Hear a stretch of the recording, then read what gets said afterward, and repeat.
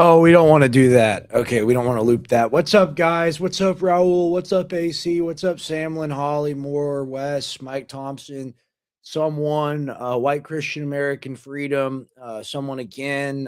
Where are you guys? Tom Watson, Timothy Lastly, Wendy. Thank you all for being here today. We got Anthony joining us in a second. I'm not sure where he is. I'm sorry for the delay. I got hit by the Jones verse a little bit, and I feel bad for my dog because I was in here. I was like, oh, holy shit. And he was like, what's wrong? And I'm like, yeah, I'm okay. I'm okay. It's just, it really is end times at the office and everybody's a little bit on edge. I'll just leave it at that. But yeah, we actually got a lot of news to talk about today. Be very interested to hear Anthony Graffio's take on what exactly happened at the correspondence dinner. And it's weird, right? Like you haven't heard me cover that, and that's because we've been filming, we've been doing a bunch of taping over the past couple of days, and like whenever it's time to get on stream, I've just been like, ugh. And it's also been the weekend, so we've got on this weekend coming up on the second, we've got the America First conference. So I'm getting geared up mentally to go to that. I haven't even. Oh, it's such a nightmare. I haven't even bought the plane tickets. Oh, I'm getting a phone call. What's up, Anthony? Hello. Oh, I thought I did. I'm sorry about that. Yeah, no, I swear I copied pasted it. All right, I'm gonna send that to you. I'll see you in a minute. Peace. All right, Anthony will be joining. I'm gonna send him the link, and keep in mind we're gonna do probably 2-3 days a week with Anthony. We're gonna do about 1 day a week with Tim, and then I'll do a solo day. I got to figure out when that is. So I want to talk to you guys about this a little bit before he joins totally and completely. I've been working with a great guy, Patriot Pulpit, Austin. You know who you are. You're watching the show right now. We've got graphics, we've got the new channels, the Instagram account, the clip channels, all of it. We're currently setting it up. Not just me saying we're going to do it. Like we've done it. We're in the process of finishing out a few final things, making a few edits here and there. But tomorrow, I will go live from a different StreamYard account or a StreamYard account that has the new graphic system loaded into it, and will be connected to the new YouTube and Rumble channels, which I will be pushing. And I've literally, I'm such a goober. Like I've lost like 90% of my audience on American Journal just because I didn't give them a place to go immediately. But I'm tired. I'm very tired, and it's literally, it's a thing of where I'm realizing now, this is why I posted. I'll go ahead and throw this up here so you guys can take a look at it. That's why I posted this morning because I've been thinking about this more and more, and this is how I know I'm still not where I need to be. And I'm not doing enough work, not nearly enough work, and it's because of the laziness mindset. Let me read this to you. This is one of my dad's favorite quotes, and it's totally true. And I've started to get into it a little bit more, but I'm not there yet because the mental is good, but the physical is not. And the physical accompanies the mental. It's a package. You can't have observation without armament. So, Lord Nagoshi said, "The way of the samurai is desperateness. 10 men or more cannot kill such a man. Common sense will not accomplish great things. Simply become insane and desperate. In the way of the samurai, if one uses discrimination, he will fall behind. One needs neither loyalty nor devotion, but simply to become desperate in the way. Loyalty and devotion are themselves within desperation." And I'm at a point right now that like it's make it or break it time. I got to make the show work. I got to give you guys a place to come home to. I got to give you guys a place to find your morning news, or you're going to find another show. And those people that were watching American Journal beforehand that don't know that we're live here right now, they could find somebody else. And I don't want that to happen. I want them to come home to me. I want them to come home to InfoWars, come home to the American Journal because it's still around. It's just My American Journal or New American Journal. And if you know anybody that watched the show, you're gonna have a place to point them to too. So that's my point with saying all of that. And I really do enjoy the morning time slot. I really do enjoy waking up with you guys and seeing what you guys are up to and what you're doing. Without further ado, I'm going to add Anthony Graffio. Anthony, how are you doing, man? I'm good, brother. This is your destiny, man. You were born for this, like literally. Like you I have to realize appreciate that. it. This is your genetic code. This is your makeup, brother. You I'm know? just a human being. Here's the thing: we all need to be more like more like the archetype, I'd say, like of my dad doing what he did. So I'm just Yeah, trying to do that. I'm just a normal for human being. sure. Believe me, I got a ton of problems, but I'm trying to get good at doing this so that I can show other people that it's actually not a hard thing to do to get informed. It's actually a cool thing to do, a fun thing to do. But what have you been covering? What have you been seeing right now? Well, I know you guys talked a little bit yesterday about the ballroom stuff. I kind of disagree, but we don't have to go into a whole No, we thing, can totally get to thing on my it. my thing is like this is not me saying like I don't believe in conspiracy. Like I know Tim says that, and we like it is funny because like we like the deep dive a lot of the time is conspiracy Yeah, stuff.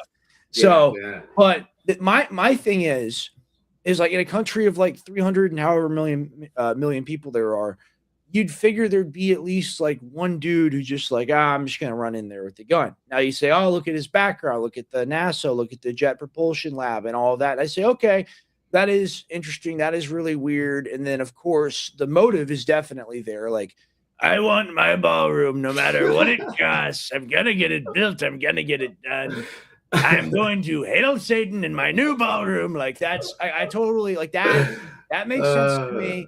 But it's Yeah. just this thing as to where like there are plenty of people that hate Trump and want to kill him. No, I don't doubt that at all. That Yeah, well that for well, sure, that's for where my sure. problem comes in is because like it's like I see like the probability of kind of like a more orchestrated thing is always being legitimate, but at the same time, like a lot of people goofy goober. Maybe he was just a little like maybe he got some really good leftist poontang. It's like I gotta do this to impress or something. I I don't mean, know. My point is I don't know. What do you know about it? well, I know that there's a lot of symbolism and a lot of like signals that show that this was like Okay. a stage situation. So, for example, before Carolyn Levitt went into the not ballroom, but into the dinner, um, she actually said on live air, it's going to be a hot night or something, and shots will be fired in the room. Her I own don't words. know. They Hey, use hey, colorful hey, sure, sure, idioms. It's an sure, sure. idiom. That's the problem, though. I It's an got idiom. you. I got you. I got Go you. ahead. Go ahead. Also, Oz the Mentalist, the guy that Joe Rogan was actually afraid of Okay, yeah, the because Jewish wizard is a little weird. the All right, sorcerer, the sorcerer, no, at the time, well, buddy. at the time of the shooting going off, I mean, sure, we could write it off. We could write it off. Well, that was Just, the thing is like that's the guy. I don't mean to interrupt. That's the no, guy you're on good. Rogan that like knew Rogan's like pin card number. Yes, and he was And like if y'all have scared of ever him. seen this clip, you'll see it on YouTube Shorts. Like once in a blue moon, it'll just pop up. Rogan's like pissed. He's like how like no, like this is not cool, and it seems like a threat. Yeah, well, yeah, it's interesting. He's Israeli, whatever. But just everything, the connection, like to the NASA stuff, to the JPL, the JPL being all these scientists are missing. I saw your dad start to cover this as well. I know he believes that this is a real thing as well. But Right. the JPL thing, very strange. Also, that the fact that I've been talking about the Moonchild ritual and Jack Parsons. Jack Parsons is the one that actually started the JPL. That he basically got in contact with a demon to start the propulsion leak. So just weird stuff, weird connections all around. I'm a conspiracy theorist. These are my own thoughts. You don't have to have them. I think it was a stage setup. Also, Dana White. Dana White was the most telling thing for me. The guy thought he was at like a murder mystery dinner. He's like, I didn't fucking sit down. I thought it was awesome. He's like, there's guys running around. Like, come on, dude. Come on. Like the way I know you're a hard ass. I get it. UFC. You got the UFC fucking card coming up. Excuse my language. But I mean, come on, bro. He's acting like he's at like a murder mystery dinner with his wife, like, oh, he's so excited. It's like, dude, a shooting. Well, no, well People that's could've got what it killed. all is, man. And like that to me is like the greatest indicator of like events being staged. It's like Yeah. not like the background or any of like the like weird hinky shit that like is Sure. worth looking into. It's just the fact of like it's a soap opera that keeps people entertained. And they need to have a new episode of the show where you have fat JD Vance like waddling out at high speeds. Did you see that? Like Oh yeah, of course. dude, he's never gonna be the president. Oh my gosh, dude. Here's the thing. I do not bet on prediction markets. I have done it one time. I lost money and I regret it morally. Okay, I'll never do it again. That being said, if I had money, I would put everything I had. Like literally, I would take out a mortgage against JD Vance in 2028 Poly Market. It's gonna be crash and burn. In the establishment, they're going to knives out him. They're going to go to Rubio, and the people like my dad or people that may have supported him in the past are going to see him as Jeb Bush. Like it's so over, and he's like waddling out of there at high speeds. You see the guy that was like old, that was just like eating the food. Yeah, bro. There's so many people that are like just interesting characters across the whole room. People stealing wine bottles and champagne bottles. Like it was right. like, weird stuff. Also, you had it's Weimar Germany, it's France before the revolution, it's all those things. Yes. You have this like ridiculous ruling class. I was talking to my grandma last night about this actually, and she was talking to me about the Met Gala. I didn't even know what this was, right? But apparently it's one of like the fashion shows or red carpet things. New York. And it's so weird to me, number one, that people like worship celebrities or like pay attention to them in that way. Like if I saw Larry Johnson from Judge Napolitano on the street, I would nerd out and I would go, oh my God, Larry Johnson, I love you. You're amazing. Can I please have an autograph or can I take a photo with you? Right. But I would not watch Larry Johnson go to a movie premiere. I would not spend multiple days debating with my friends about Larry Johnson's outfit. These are what the people that read like a People magazine, like the housewife from Galveston, Texas, this is what they do. And that's like the majority of the country that doesn't vote. So my grandma's talking to me and she's like, yeah, I actually think it's just disgusting. You have these people walking around, wearing hundreds of thousands of dollars worth of gemstones, precious metals, insane fashion garb, fashion that is offensive, that isn't even fashion, stuff like that. It's literally the Hunger Games. It's like the capital from the Hunger Games, where you have these people and they live in this completely different bubble world, and then all of us have to live in the filth and the I don't want to be expletive, just the bad stuff. No, I agree. Yeah, no, I totally agree. And they like have all these events because they're like all Babylonian worship rituals. Even like look at the Oscars, for example. It's a literal golden statue. Like they're showing right. Like what we're doing. We're worshiping. Well, it's an idol. American Idol. Exactly. Yes. Yeah. It's all been there right in front of our faces the entire time. And like this is how they've kept us in this illusion for so long, because they have, Hollywood was made by the Druids. Like originally, the Druids, well, it was named after them because they used the holly tree. So the holly tree they used to make their wands. So that's where Hollywood got its name from. Is because of the Druids. Yeah, look it up. Swear to God, look it up. I believe you. They used the holly tree to conjure spirits and whatnot. So that's where Hollywood actually got its name from. They're telling you a vision. Your television. They're telling like this is all sorcery. It's all sorcery. It's all I do agree, and that's the thing that's offensive to people, and like that's what they have to be woken up to. Is like no one consented to have any of this done, and like you can act like it's cute to play the little games. It's really not cute. Yeah, for sure. We're living in the consequences of that now. We're giving consent to all these things as well. Like as we watch these events on TVs, when they do like a satanic ritual or all this stuff, this is like basically what they believe in is a karmic law. We don't believe in this as Christians, but what they believe in is a karmic law that they have to show you things before they do them. This is where like the whole entire predictive programming thing comes from, because what they're doing is they're showing you these things and then you're like clapping at it at a movie or an event, or like the Olympics, for example, when they have this giant monster walking out and all dead babies and all this stuff. We're clapping to this. We're giving consent to this. And they're showing you like we're doing magic on you. We're sorcerers. You just don't realize that we have new means for us to use our magic on you. Well, it's your black cubes in front of you. Yeah, no, I totally agree. And to get back to the original topic where we were talking about, no, you're totally fine. Go down whatever tangents you want to go down. I'm tired, so feel free. But this is another thing to point to your point of this being like majorly suspect is why was JD Vance rushed off stage 13 seconds before Orange Guy?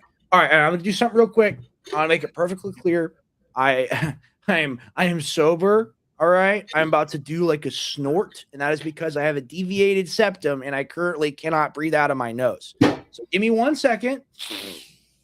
There we go. That is not a bad snort. That is just a snort to clear my sinuses, okay? Because I want to let people know. But yeah, why was he rushed off the stage before Trump? I just don't think they care. Like they're like, kill him. Oh man. I mean, did you see what Trump did? He plopped on the ground. He got like the Butler script mixed up. I had to have the lowest center of gravity. I had the lowest center of gravity they've ever seen before. They said, They said the bullets went right over you. You were able to dodge them. I said, I dodge bullets, baby. It's true. Yeah, I mean, did you see that image of him? I will probably pull it up. I'm kind of limited on Clip Show today, but of him, like very clearly, where he's wearing the Depends, where he's wearing the diaper. Yeah, bro. Yeah, the bulletproof diaper. Dude, the real bulletproof vest. Hell yeah, dude. It goes all the way down. Dude, that's the real Secret Service, if you think about it. Secret clown world, service. dude. We live in clown world. Dude, we shouldn't have a president that might defecate in their pants, whether it's Biden or Trump. Like, you do under, like, after the age of 60, you have to, like, get your colon tested, like, every year or whatever. Like these people, they're walking time bombs. And, like, I point back to it. You know what? All right, I'm going to go ahead and show this. This is such a classic clip, and I always reference it, and then I never play it because, like, this is what our politicians are. Give me 1 second. It's Mr. Burns at the hospital. Oh, well, yeah, Mr. Burns. Hospital. He was literally made as a character, like to be like a Rothschild or like an elitist. Right. Oh, dude, it's crazy that there are AI generated ads on YouTube now. Yeah. Like when I saw that on, All right, I'm going to play the full one. I found the 1 minute. I also found the 2 minute. Here we go. All right, I'm going to throw this up. All right, we're going to have fun today, guys. We're going to have a fun morning. It's going to be fun. This is going to be a happy morning show. Check this out. Hold on really quick. Before I do this, I'm going to do it again. I'm just going to make sure I share my audio. That would really make me mad. Locked in. All right, here we go. All right, check this out, guys. We're going to have fun today. Oh, come on. Come on. Not too. Damn, Roosevelt. Cause of parents' death, got in my way.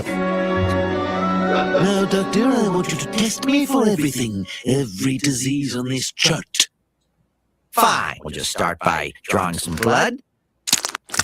Well, isn't that odd? It's like poking through meringue. No, try this arm. I saw some blood in there the other day. Come on, keep blowing. Okay, 12 centimeters. Excellent. I'm a big boy. That right there, where he says, "I'm a big." I think Trump goes through this multiple times. Okay, 12 centimeters. Excellent. I'm a big boy.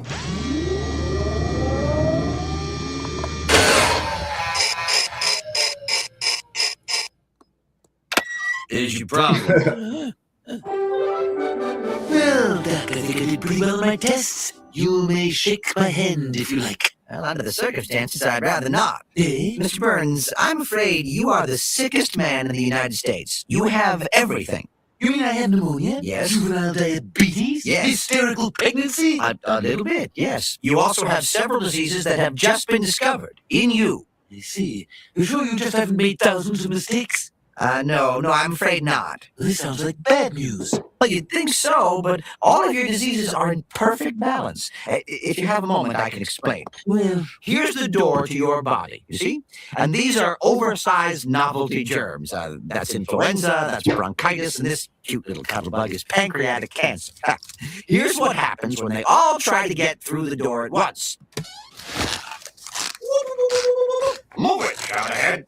We call it Three Stooges syndrome. so what you're saying is, I'm indestructible. Oh, no. In fact, even a slight breeze could... Indestructible.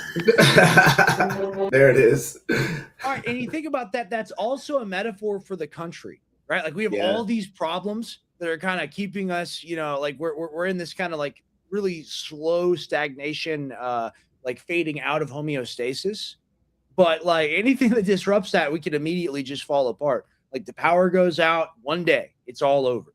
So you can look at that on multiple levels, but we have politicians that are that old, that literally have the doctor that literally probably talks to them like that. And when you look at Trump, I don't know how anyone can say that he looks fine or that he's doing fine or that he's doing great. Honestly, he looked the best I'd seen him in a minute when he responded to the shooter. When he came out there into that presser, he had some energy. But that's the only clip I've seen him have energy in like the past, like at least the past month. Yeah, for sure. I mean, he definitely has dementia. There's no question about that. Like he's declining faster. I said that before the war started again, and people crashed out on me from both sides of the aisle. It's like, you can't say that either about dear leader Trump, or you can't say that you're trying to deflect from the evil Trump. And I'm like, no. Like it's all a part of the thing. Don't you understand? Well, it's and if you look at it, like, why did they give us Biden first, right? They gave us Biden first so we can adapt to having somebody that's literally brain dead, right? So then when you compare it to Trump, they're like, oh, Biden couldn't even talk, corn pop, and it's the programming of why I think everything is scripted and why I think everybody is put into position to do what they're supposed to do. Is they give us Biden to be so shit that everybody can't stand him, that they just throw it in our face, right? Let the border be open, let all this happen. Biden is obviously dementia ridden. It's like not even a secret. And then when Trump comes in, he's a little bit sharper. He's a little bit more, has more aura or whatever, which is not saying much. But so then we all accept it as, oh, well, Biden was worse and Trump's fine. Like he's mentally there, when in reality, he's just not. He's not. Like you always say, he's like the guy at the nursing home. Like that's the perfect example, because he's also a megalomaniac. He thinks he's untouchable. So when you have dementia and megalomaniac mixed together, this is why you get people that say, I'm going to bomb bridges and nuclear facilities in a country and do war crimes. That's the only way you get that. Wouldn't it be nice if they were just normal? If we didn't have a 90-year-old like satanic wizard as the president, wouldn't that be great? But amazing. Can't even ask for a young satanic wizard anymore. Like a Bush or an Obama, you have to get like an ancient one that is like a drooling into a bib. But all right, there are a few things I want to play here. Give me 1 second. What news stories besides this one are on your mind? So I sent you a video that's really important. Lockheed Martin and the Pentagon released a video of the Golden Dome, and it's about I think it's like 1 or 2 or 3 up in the DMs with you.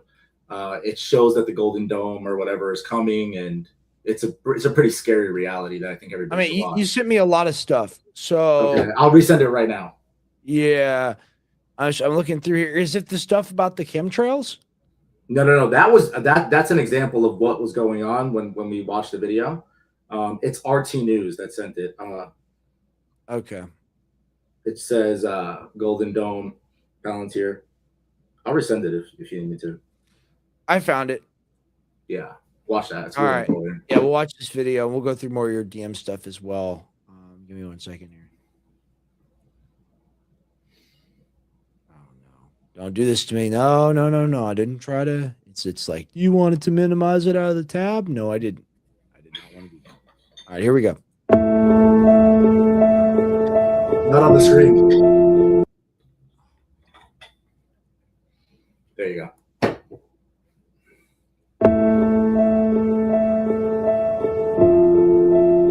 Watchtower, this is Looking Glass. In a world where everyone is ragged, in a world where we track everything you do, in a world protected by Alex Karp, who wants to spray people with fentanyl-laced urine, sue me if it's not true. In a world. Like that's, I love it. It's all these clips that always have like the soft, like it's like, and it's like, it should be like, dun dun. Yeah. Like it's so it's just too much. Missile launch detection. Confirmed. We have missile warning. Confirmed. Anti-Zionist identified. Hellfire missile is on its way. Report confidence. Continuous tracking confirmed. Inbound threat confidence is high. Engagement authorized. Confirm target and initiate interceptor launch. Confirmed. Single missile interceptor away.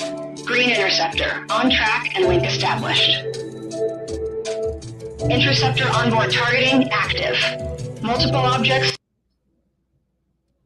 Oh, don't you want to live in a city with giant grid in the sky, you know, to protect you and keep you safe, and the robots are always flying? I want all of it banned. And keep in mind, guys, because there are going to be people that are under the age of 12 that won't remember a world before this, and we have to be there to tell them this is not normal. This is not what's always been done. We had lives before all this insane shit was brought to us. We don't actually need it. It's crazy. It's like someone comes to you and you're like a middle-class homeowner, and they're like, you need to take out 3 mortgages on your house and every property and everything that you own so that you can build this giant like hotel casino grade swimming pool in your backyard. Like that's, and they come to you and they're like, you don't want to do it? Well, what happens if someone wants to swim and you don't have a place for them to swim? And missile defense, all these things they're talking about, this was not a problem until we started talking about proliferation again. All right, because we were actually in a spirit of disarmament, dearmament, and no nation should have nuclear weapons. Period. Even us. We should. There should be 0 of them. Period. But because of the threat that they sell you, because of the endless war, because of the narrative of always just we got to kill the Muzzies, we got to kill the Russians, we got to kill the Chinese. That's the mindset. That's the ideology. They convince people to vote for things like this, where like this is your healthcare. Like this is literally your healthcare. Like, do you want healthcare? Or do you want the Golden Dome? Like seriously, and that's also why Democrats are going to win, by the way. And they won't even give you the healthcare; they'll just lie about it. But at least they'll say they're going to give you the healthcare. You know, kind of like Trump said, Democrats say they're going to give you healthcare in the same way Trump said he wasn't going to give you a new war. You think about it, kind of like that. That's kind of how they promise these things. Yeah, I mean, we're building the cage around ourselves at this point. Like they're showing you that, like this drones and everything. This is like the police state that's coming. We've been talking about the police state. Like this is what's coming. You know, this is Palantir. This is the ballroom. This is everything. This is what they're doing in our country. They just came out that they could shut down your cars now. AI and the beast system takeover that's happening for the Bolshevik revolution that will happen in our country. Like you made a joke, like the anti-Zionist thing or whatever, but that's going to become a reality. And they're going to have the technology to control it. And they're not hiding. I don't know. Because here's the thing. And this is the thing. We get black pill. They get super negative. We get conspiratorial. And I agree with you. Like, that's ideally in their perfect world. That's what they want. Dude, this is America. People don't want that shit. People we have to fight it. We have to fight it. Now, that being said, and this is why, and here's the thing. Shout out to Maureen. Shout out to Linda. All the wonderful older people I have in my audience. You're not boomers. Okay, I don't consider you to be a boomer. Like just like we've said, Anthony, like a Zoomer or a millennial could be a boomer as well. It's 1,000%. 1,000%. These people are a plague. That's all I can say. These people, they're a literal plague on our society. They have all the money, they have all the voting power, they have all the engagement in the political system, and they literally all they care about is murdering more people overseas so that they can feel morally superior. It's a huge problem. The boomer problem is a huge problem. And it's not like all right, even if you met a person that had a horrible position, right? That just like it's like F the Muzzies, I don't care, we'll bomb them, we'll take the oil, America, hell yeah. If that person doesn't have a crystalline brain, then you're probably going to be able to convince them to at least hold somewhat of a moderate position. Right. And I think it's pretty easy to get most people to realize that it's just pro-human to be anti-war, and that's why you should be anti-war. You literally cannot talk to these people.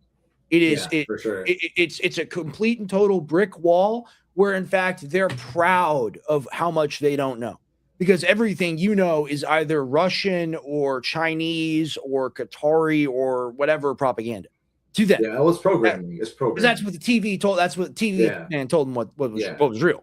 For sure. Right. I want to just say so. I'm not trying to black pill, guys. I'm sorry. I will bring white pills to no. It's needed. I want to point it out. That's it. You know. Yeah. No. Here's the thing. We're making really strong arguments here. Like you're right. Like this is everything that they do want to do. But I'm telling you, man. Like you're gonna tell some Zoomer 25-year-old Marine Corps kid to come in here and take me out of my house because I won't submit to the government. Or do whatever. You think that they're going to do that? Absolutely not. No, I don't think they will. They're going to refuse. And that's why they're bringing in the control grid with the AI, with the drones, with the automated soldiers. And that's why, especially domestically, that has to be outlawed. It has to be made illegal. You have to I have a agree. I human agree. to enforce a human action or a human law. You can't have a robot by proxy do it. And I think this is like we really like we fell in love. Like Obama loved the Predator drone. Like that was like his favorite Yeah, thing ever. Was the Syria, Predator big drone. time. Like, he even Mhm. talked about it. Like he's a big fan of what those things do.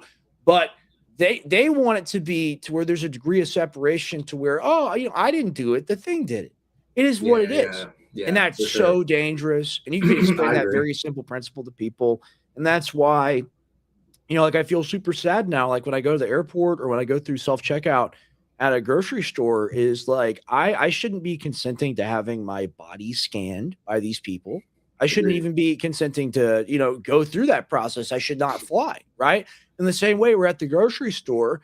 If they don't have a single person working the machine and they just have these scan, scan, scan, and They're it's getting all used to it. horrible.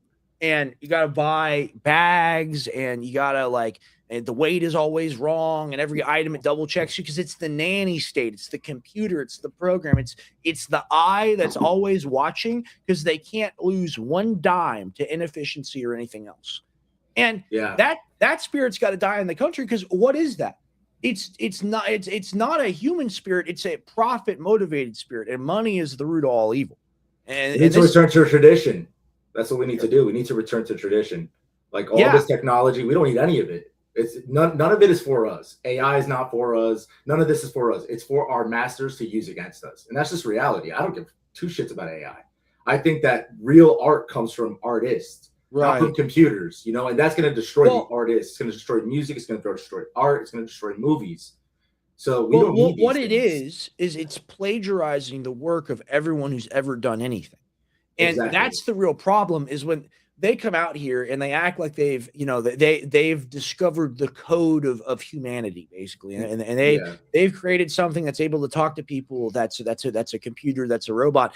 When in reality, it's not talking to you at all. It's just regurgitating human thought and human emotion at you. It has no original thought or original information in its No, entirety. I totally agree. I totally agree. It can't create anything. It's just a plagiarist, really. And that's all your hopes. Big Those are all time, your big thoughts time. and dreams that have been stolen by the computer. And even worse than that, they harvest everything that you make without your consent, truly without your consent, and they use it to build things. And they say, Yes. well, we're going to run intelligence off a meter. And, we're going to be able to use 10,000 or 1,000,000 times more computing power than you're ever going to be able to use.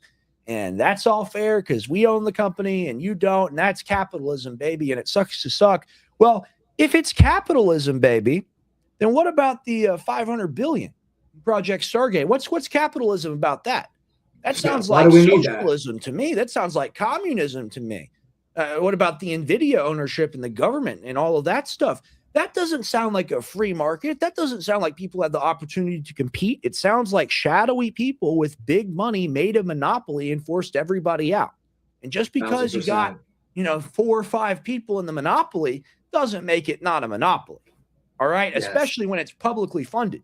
Now, let's say Anthony Graffio wants to start the Graffinati AI. All right, let's say you want to do it, just hypothetically. Let's say you got, a little bit of money, you're going to build a little data center and you're going to do this thing, right? You got a guy to build the LLM for you. So you're not going to get the money. You're not going to receive government funding. And let's say you're just the most qualified person in the world to do it. It's all you've ever studied. You're technically supreme at it. They're not going to give you the money because you don't fit with the program, because you're not going to sign up to let your program or whatever be used in military or surveillance tech. And that's what all this stuff is truly about, because they've had the means to collect the information forever. They've been doing that since the 90s, really, like in depth logging everything you do. But now they actually have the ability to filter through it all. And when you combine that with the flock cameras, when you combine that with all the other track and trace stuff that they do, you have to understand this is all in total violation of the Fourth Amendment. It completely violates your right to privacy when they do all of these things. And I would argue if they force their way into your house and if they're listening to you without your consent and doing stuff like that, it's also, a Third Amendment violation as well, because we're having to harbor these hostile foreign entities in our homes. True, very true. true. The government as well. It's a big problem. And there's just so many levels of constitutional violation. And I'm not a constitutional scholar. I should be. We all need to. That's me and Anthony's homework today. Is we gotta read some founding father type documents after the show. But For sure. if you have basic knowledge of what you're entitled to it. They're your rights. They're given to you by God. It's not given to you by the government. They are literally raping you every single day. They're raping all of us without our consent. And until we stand up and we say, no, we demand a better future than this, nothing will change. And the reason why the boomer is such a big problem is because the boomer is completely unaware of that system. Boomer Yeah. doesn't understand. Well, they Boomer think that. thinks- yeah, go ahead. No, well, they think that it's all normal because they're following their leader, right? They're following Trump. They're following their God, their golden God. You brought up Project Stargate, and it's very important because Larry Ellison is a part of Project Stargate. And there's a very famous clip of Larry Ellison where he literally says, "We won't need cops anymore. We'll use AI and we'll send a drone at your door." So these are the people that were giving power to. Behavior. It's a real thing. And Trump is giving power to these people. So you're right. The boomer doesn't know about this because they look at it. Oh, Project Stargate. They're going to make AI cancer vaccines. This is gonna change health forever. We have all these people that are going to basically turn us into transhumanist robots. He is Yeah. the Frankenstein president. Like, Shit, you look at making monsters. Fauci, you look at Larry Ellison, all stuff like this, and look at 2020. He's the father of the vaccine. Like, shame on us, really, for believing in him again. Like, Yeah. it's wild, and he's so proud of it too. Yeah, I mean, the crazy thing is that so many people are still under this illusion. You know, I still see so many people that are fighting for him, arguing for him. Like, I have to block people all the time because I just can't deal with it anymore. It's like, if you're this deep down in the programming after you've seen everything that's come about, and they play it off when he puts one of these people in position or power that, oh, he's putting them in the spotlight. This is how he exposes them. He has to give them power. He has to let them go and run havoc in our country and make all this money because he's putting them in the spotlight. He's not putting them in the spotlight. He's putting them in power. He's putting them in position. Like, he's not exposing Howard Lutnick because he was on Epstein's Island. He's letting Howard Lutnick inside trade off of tariffs and do illegal things. Like, it's insane. But if this was Nancy Pelosi, everybody would be up in arms. Dude, like, how we would are have we- people in the streets right now. How if are we this going happened. to forget about the Lutnick mask in Epstein's dental room? Come on, I mean, brother. Come on. Like, Crazy, dude. and then they want to tell you that nothing's going on. And Michael Tracy is kind of the great Epstein apologist, and he's on Twitter all day, all the time doing this stuff. And here's the thing: if you're a lawyer, or if you're as smart as a lawyer, and if you're as good with words as a lawyer, I think I'm not there, but I'm getting close. But Michael Tracy's is much better than I am at making an argument, even if the argument is evil and wrong. And you see him run cover for this stuff all day.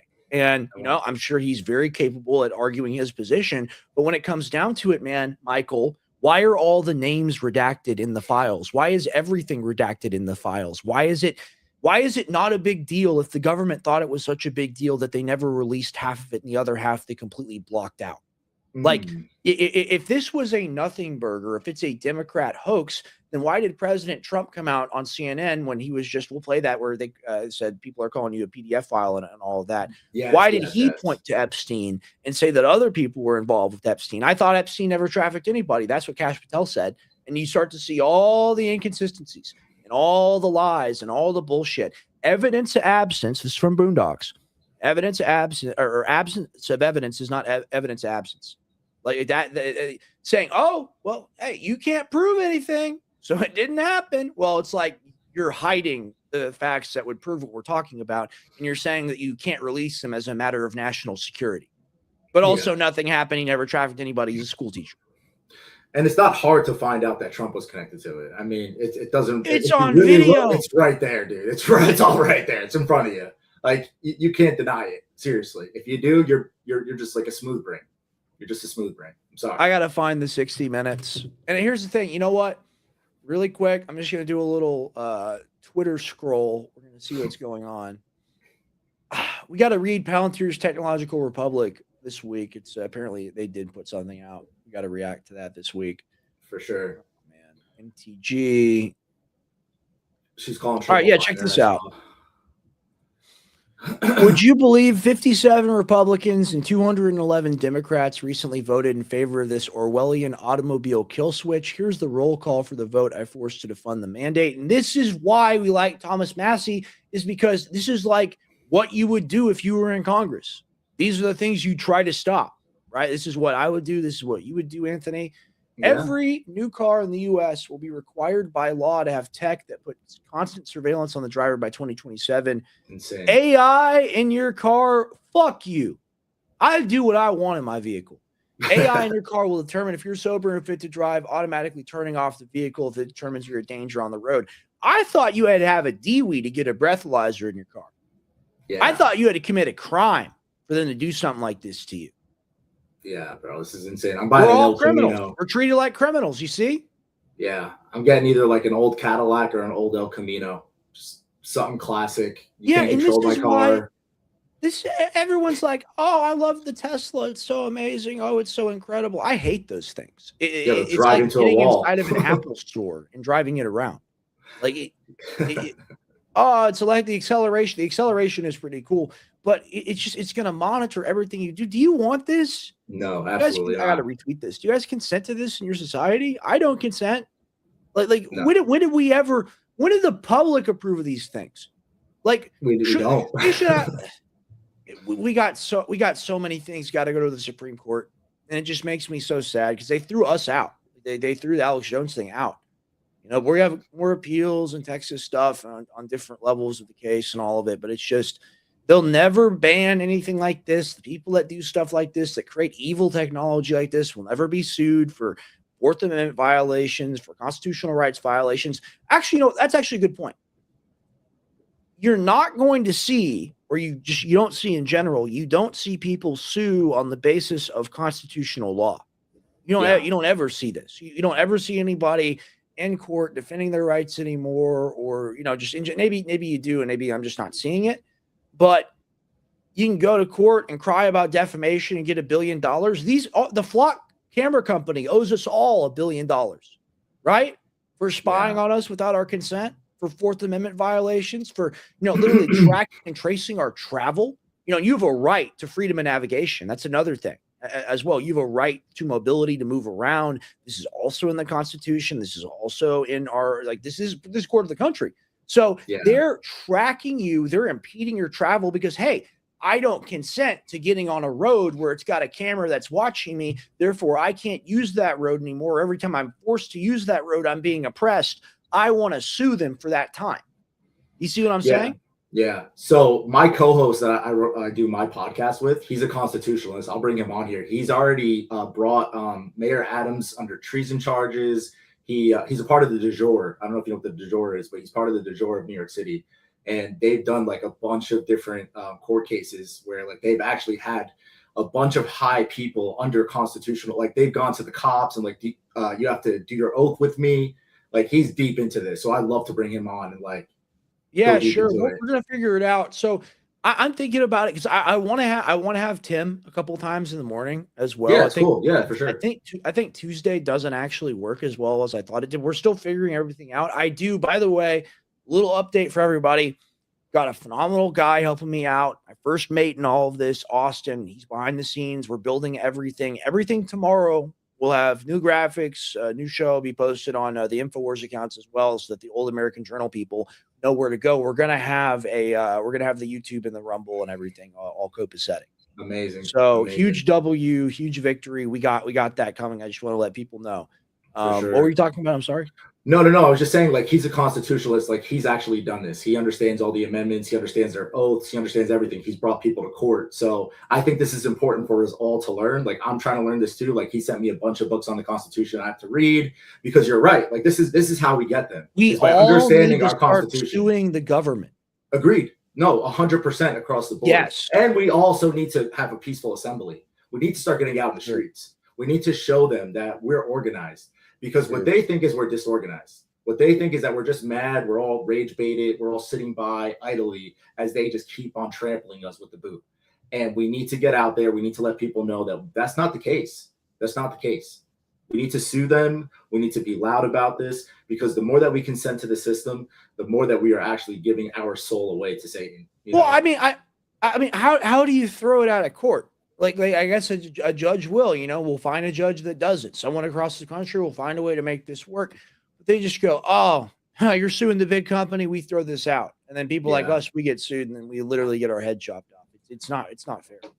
Yeah, well, you got to keep on doing it until you find the right one, like you said, But I think like this whole entire thing, sorry to bring it back to the car, is like this is what's becoming what I don't want a black pill, but if we don't fight this is what's coming for us all. Like it's gonna be like Blade Runner, it's gonna be like that. Like that's the reality that they want for us. This is like the predictive program that they showed us, Ready Player One.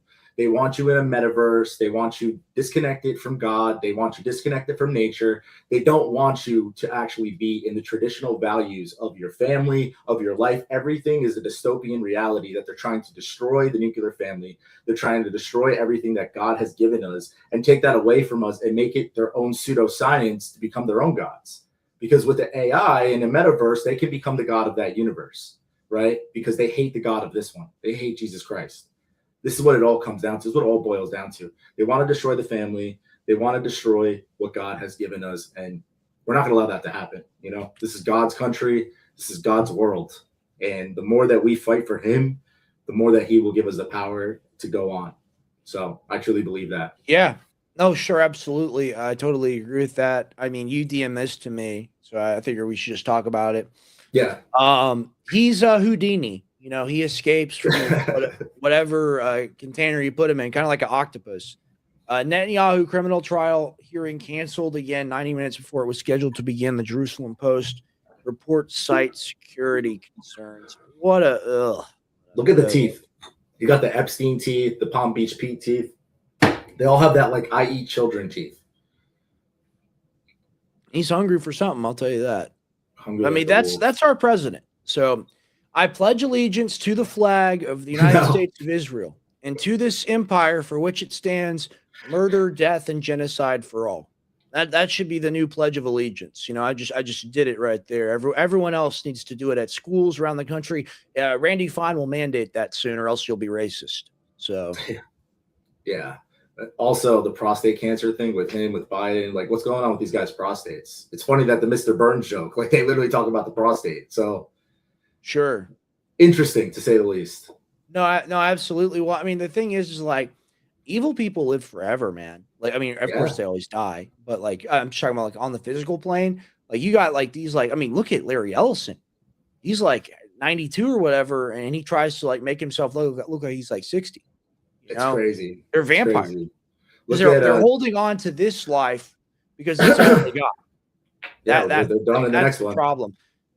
They're done in the next one. David Rockefeller, for example, he got like how many heart transplants? Ooh, I don't know.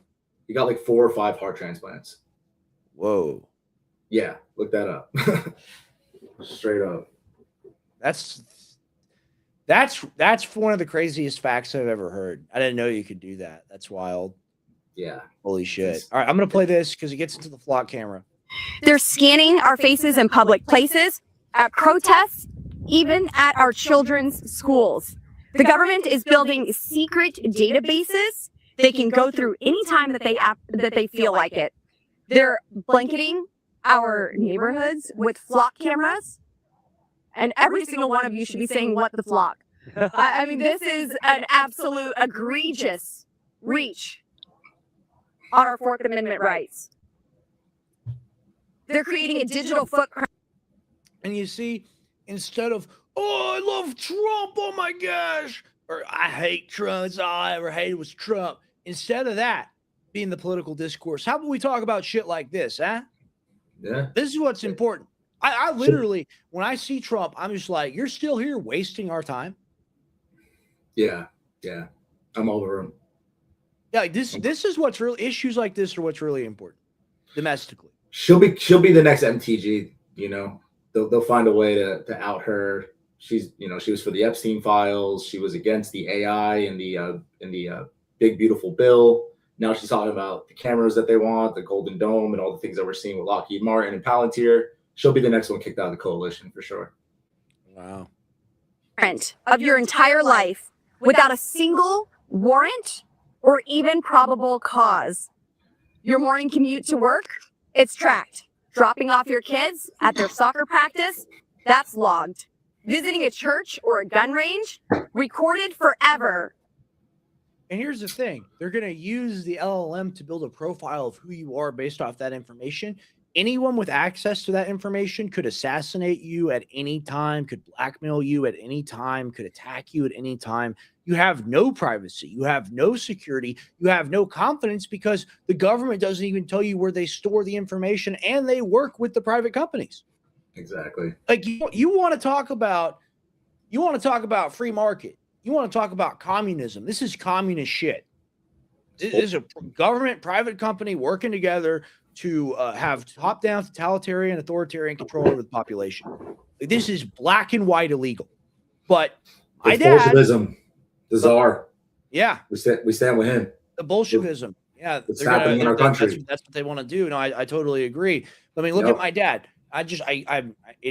I'm not comparing the two. It's like a bacterium and an elephant. The point is, it's the same principle. They're both alive, meaning like both these things are wrong. Okay. My dad gets sued for $1 billion because he made someone somewhere cry. Okay. That's worth $1 billion. But they can track and trace the entire American population on demand, however much they want, with no oversight. And they're never sued for anything. Well, they're doing this to your dad because, as we've been watching on Conspiracy Talks, Police State, and all this stuff, he was way ahead of this, dude. He was talking about this was all coming in the 90s. Remember, we were watching him with the big camera and in cops' faces back then. So he's known that this is coming. So they've had their eye on him for a long time, man. And they look for so many maneuvers and so many ways to destroy him that they finally found one. You know, and it didn't destroy him. It's just going to make him stronger. I'm actually really glad the office is going away. It's time for something new. That place has been a real limiter, especially the past couple of years. But I definitely understand trying to keep the name alive, trying to keep the brand alive, just trying to like be InfoWars, because I mean that means really everything to my dad. It is really shameful what's been done. But here's the thing: I raise these points, and I know, because these people are fat, lazy potheads who are on Reddit. I know that the knowledge fight people are not awake at this time of day, nor would they be, nor would they tune into the broadcast. I know we got the fans and supporters and people in here that are the real folks, all right, the real people who I do the show for. But to just address the haters, right? And I just want to point this out. We have never said that we are perfect, good people. Even I've said plenty of times on this stream that I'm wicked and that I got a lot of problems. Same. And I got to pray to God for mercy, as do we all. But they have an entire community based off us being like the worst thing, the fakest media operation, the most evil media operation that profited off the dead kids. And that was our business model. And we did this thing, and they're paragons of moral virtue. Like, my point being with all that, they care enough to look into something because they think that it's wrong, right? Yeah. That's the principle that they're showing. Hey, like, we care about what we view as corruption. We care about what we view as someone that's not doing the right thing. Why have you never questioned anything else? Seriously, in the entire runtime where you've had a large microphone to do very good work to a lot of people, wake people up politically about the censorship, wake people up about the surveillance, wake people up about the government, about the abuse, not just from the side that you don't like, from the whole thing, Democrat and Republican, because that's what we call out here on this show. Notice how they'll never do that. It'll just be the circle jerk hate fest off the mean, evil man who did the mean, evil thing. And that's all they'll ever need. And there's no convincing that can be done. So I don't even know why I do it. I just speak into a void. But I point out these things. I point out the hypocrisy of, hey, you know, a judge will slam on through default judgment to make my dad pay $1 billion. But you'll never see a judge do the same thing to the Flock Company. You'll never see that happen. You'll never see a judge do the same thing to Jesse Waters for promoting mass genocide and ethnic cleansing on TV every single night and covering up and lying about children dying. You know, the president did that, by the way. The president said that we didn't kill the children that we killed. Shouldn't the families be able to sue him? You know, because we care about the families, right? And that's why, like, it's all disingenuous with these people. It's all bullshit. It's all lie. Like, my dad had plenty of beefs, plenty of problems. He's not a perfect human being. He really is not. Who is? Who among you guys can cast the first stone? It is crazy. It's absolutely Can I say wild. something? Yeah, go ahead. I think that InfoWars is about to get a new fill, you know, and I think that you're a catalyst to this because you're bringing in a whole new generation of Gen Z, like based America First kids, you know, that are going to rise up in the ranks of this, and like they didn't watch. I agree. We got a FAG, so I want to address this because Knowledge Fight has one job: listen and report on what Alex Jones says and does. That's not hypocrisy. He goes on to say. So it's an obsessive hate fest on one man, and that's all they're ever going to do forever. Trolls, but that's valuable trolls. information. Yeah. So it's valuable to expose one person for being bad, as you say he is, or wrong, as you say he is, but you'll never apply that same standard equally to other people. He's human. He's human. We're all human. We're all imperfect. The only perfect person was Jesus Christ, and he died in his perfection for our They don't believe that, though. They think that people They're are not Christian. animals and they don't believe in God. And that's why they have the different epistemic justification for their worldview. And that's why you talk to them, it's like you're talking to a brick wall. And they need to realize is that we're in the fight to fight for them. Yes. We're trying to bring you into the We want to fold. protect We're your trying right to do the you. podcast and to have your free speech. The people that you Exactly. support don't. Yeah. This isn't like a way to build an echo chamber or anything like this. This is to Right. build freedom. This is to wake people up on both It's about sides. everybody. It's We about want everyone. the- yes. Like, here's the thing. Like, I did the Spaces debate with that Ryland guy. I abhor that guy's position. I'm happy to have him on the stream because people in the audience need to make up their own minds for themselves Oh man. on what those they guys. decide is the better argument, I right? had to block them. So we've never called for people that are against us to be censored. We've never called for them to be banned. That's all they do to us. And you Yeah. look at the double standard, who is more pro-freedom? This is the question you have to ask. Now, maybe in your system of morality, they're more moral somehow, but your morals don't include freedom. So they're not my morals. So that's where we're worlds apart. But it's always, you know, it's always, I had this, I took it out of the office yesterday. It was laminated. I found it behind the main studio. It was The Man in the Arena from Teddy Roosevelt, the speech he gave in Paris. Yeah. It is not the critic who counts. Let me read it really quick. Yeah, for sure. But like I was saying though, like you're building this new coalition with a young Gen Z. Your dad is hotter than ever. Like he's open all the way now. He knows that Trump played him, and he's going. You know, he's not turning his back. You know, the thing about your dad. He's a moral man. He's a moral man, so he's going to follow his moral code, Right. and he sees that he's against the war. We're all against the war. Right. And that should be normalized. That's what the person in chat was saying last night. They were like, Alex was a shield for Trump and promoted him. This war is his fault too. Trump promised to be anti-war. Trump ran on no new wars. Trump ran on no new neocon wars in the Middle East. You can say we were fools to believe him. Kamala didn't run on that. Kamala ran on bombing Russia. So Trump said he would solve Ukraine overnight. That's what we voted for. Trump said no new wars in the Middle East. That's what we voted for. And he made this point. I think we were literally talking about it on stream. Like if you're lied to, and like if someone lies to you and does something, then if you truly believe that they were going to do something good, then you're not at fault. You were trying to do the right thing. You may have been mistaken. You may have made a mistake. You may have been a fool even, but morally you weren't being odious. You were trying to do the best thing you could have done at the time, right? Like the night that Trump got shot, I pulled the cross out of my shirt and I told people to vote for him. I absolutely regret that now. But at the time, I genuinely, I thought that he was going to stop the Ukraine war. I mean, the Ukrainians, if you look at the numbers that they've lost and the Russians have lost, is well over 1 million people. It's a complete bloodbath. That's another genocide that's going on. Orthodox Christians killing Orthodox Christians. I wonder who set that up, and just all other manner of things like that. That's what we thought would continue if we didn't get Trump in office. It's continued anyway. And we've learned from this, you can't vote your way out of this, but they'll ascribe this like cosmic guilt to you, all because you made a mistake. And I think that's the thing with the Sandy Hook thing as well. Like covering that was obviously a mistake. We can talk about that for various reasons, but covering that was a mistake. And you're not allowed to make mistakes. Everyone else, they can make mistakes daily. You know, Rachel Maddow, Jesse Waters, Sean Hannity, Donald Trump, all of them. They can go up there and make mistakes and not even make mistakes. They can lie deliberately. Okay. And they'll never be punished. But then, oh no, it's like the chicken that the Jewish people, they kill it once a year to put the sin on it. Everything we did, everything bad we did, we just put on Alex Jones because ain't he ugly? That's literally it. Swing it over your head. It's wild. So I think that was Guys Chaser, which is really funny because it's Chase Geyser switched around. So that is a W name. That is pretty funny. Chase Geyser, Guys Chaser. All right, very, very funny joke. We do like that. I think it's different though, because it's not your ex. I think you're on here on YouTube. But here's the thing, man.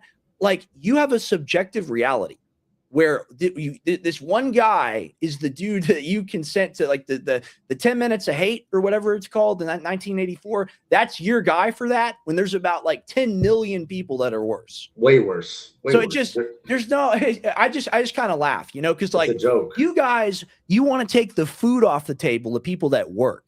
You're like, no, we want the onion people. They're going to get jobs. No. All those people are appointed. They're empty suits. They went to some college. They got money. They're rich anyway. You know who works at InfoWars? Working class people work at InfoWars. Talented engineers, AV people, technicians, all of it.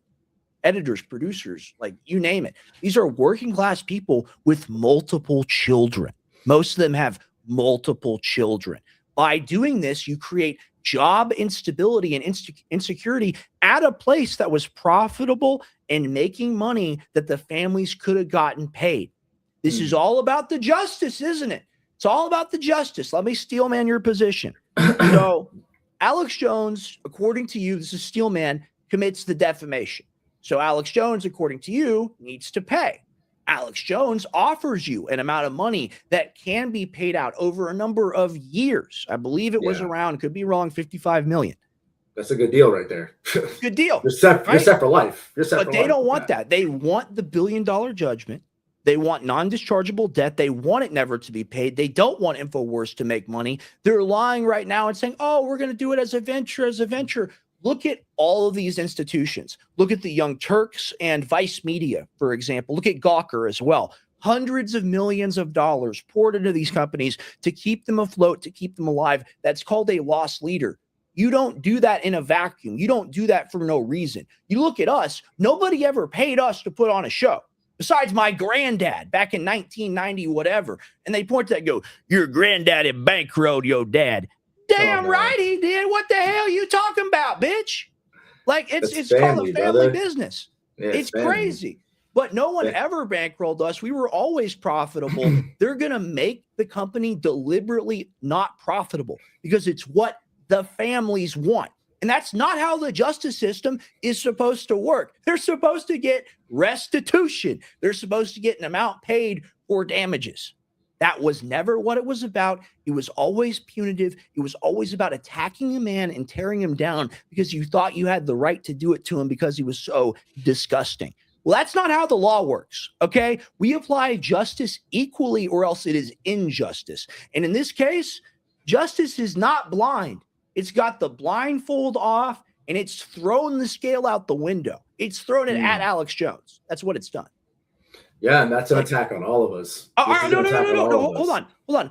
What about the 8 million in Bitcoin? You mean the money that got donated to the wallet that instantly went into the operation? That he didn't take a dime? What? It's so insane. They're like, what about the giant money? Yeah, that someone sent in that we spent on the show. Like you'll see, Guys Chaser, when I put out the piece I just did where I filmed the inside of the entire office and I gave a tour to the Maverick Approach guys, you have no idea how expensive things are.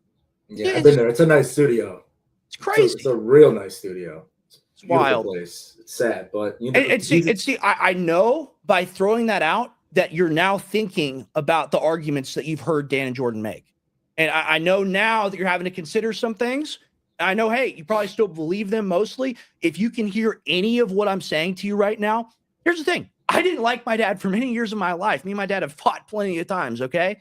What was done to him is wrong, all right? And that's why I'm here talking about it today. This isn't like a sycophantic, like, oh, nepotism, dad will give me bonus. I talk to my dad. Like, we work. That's what we do.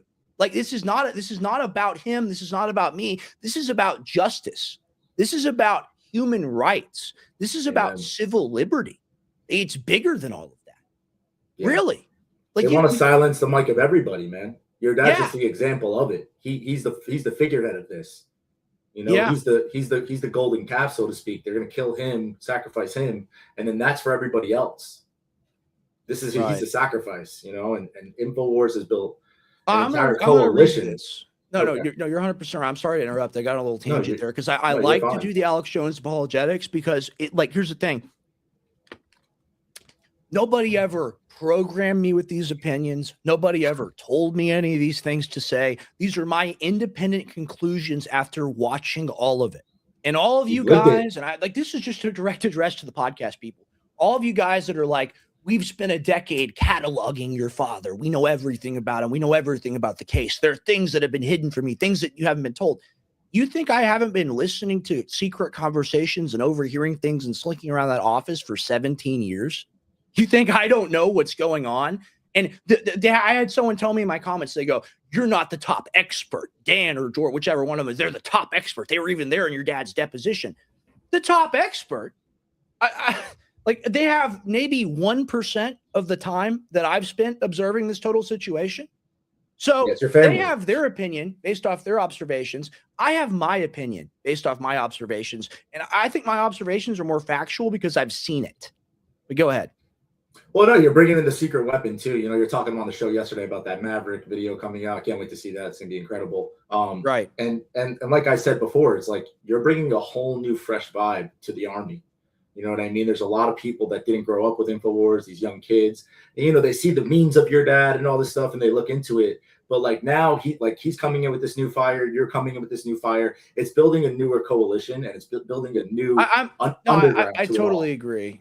And I love totally that. agree. I'm sorry. It's just the schizophrenia. I have to come back to it. The schizophrenia. You can trace it on the blockchain. So what are you saying here? That he took the money personally for himself, or he took a portion of it to pay himself? Is he not allowed to make money? It's so crazy. It's so insane. Like you're never allowed to have a business. You're never allowed to do work. Everything. Like it's wild. It's absolutely crazy. No one's allowed to donate money to you, to give you money. No one's allowed to do that. Isn't that wild? People can support anybody they want to support. I mean, AIPAC's giving money to all of our politicians to control us by Israel. So you don't have a problem with that. Look at this. This is truly insane. Dude, you could have a sword up to my throat right now, and you say, tell us the truth about the act, about the lies. My dad is a real nigga. Okay. And like, I'm just going to drop that here, like right now. And I'm sorry to use that word. Like, you have no fucking idea what you're dealing with. Pull like, Hellcats. You guys are delusional. You guys live in like fantasy land and fantasy world.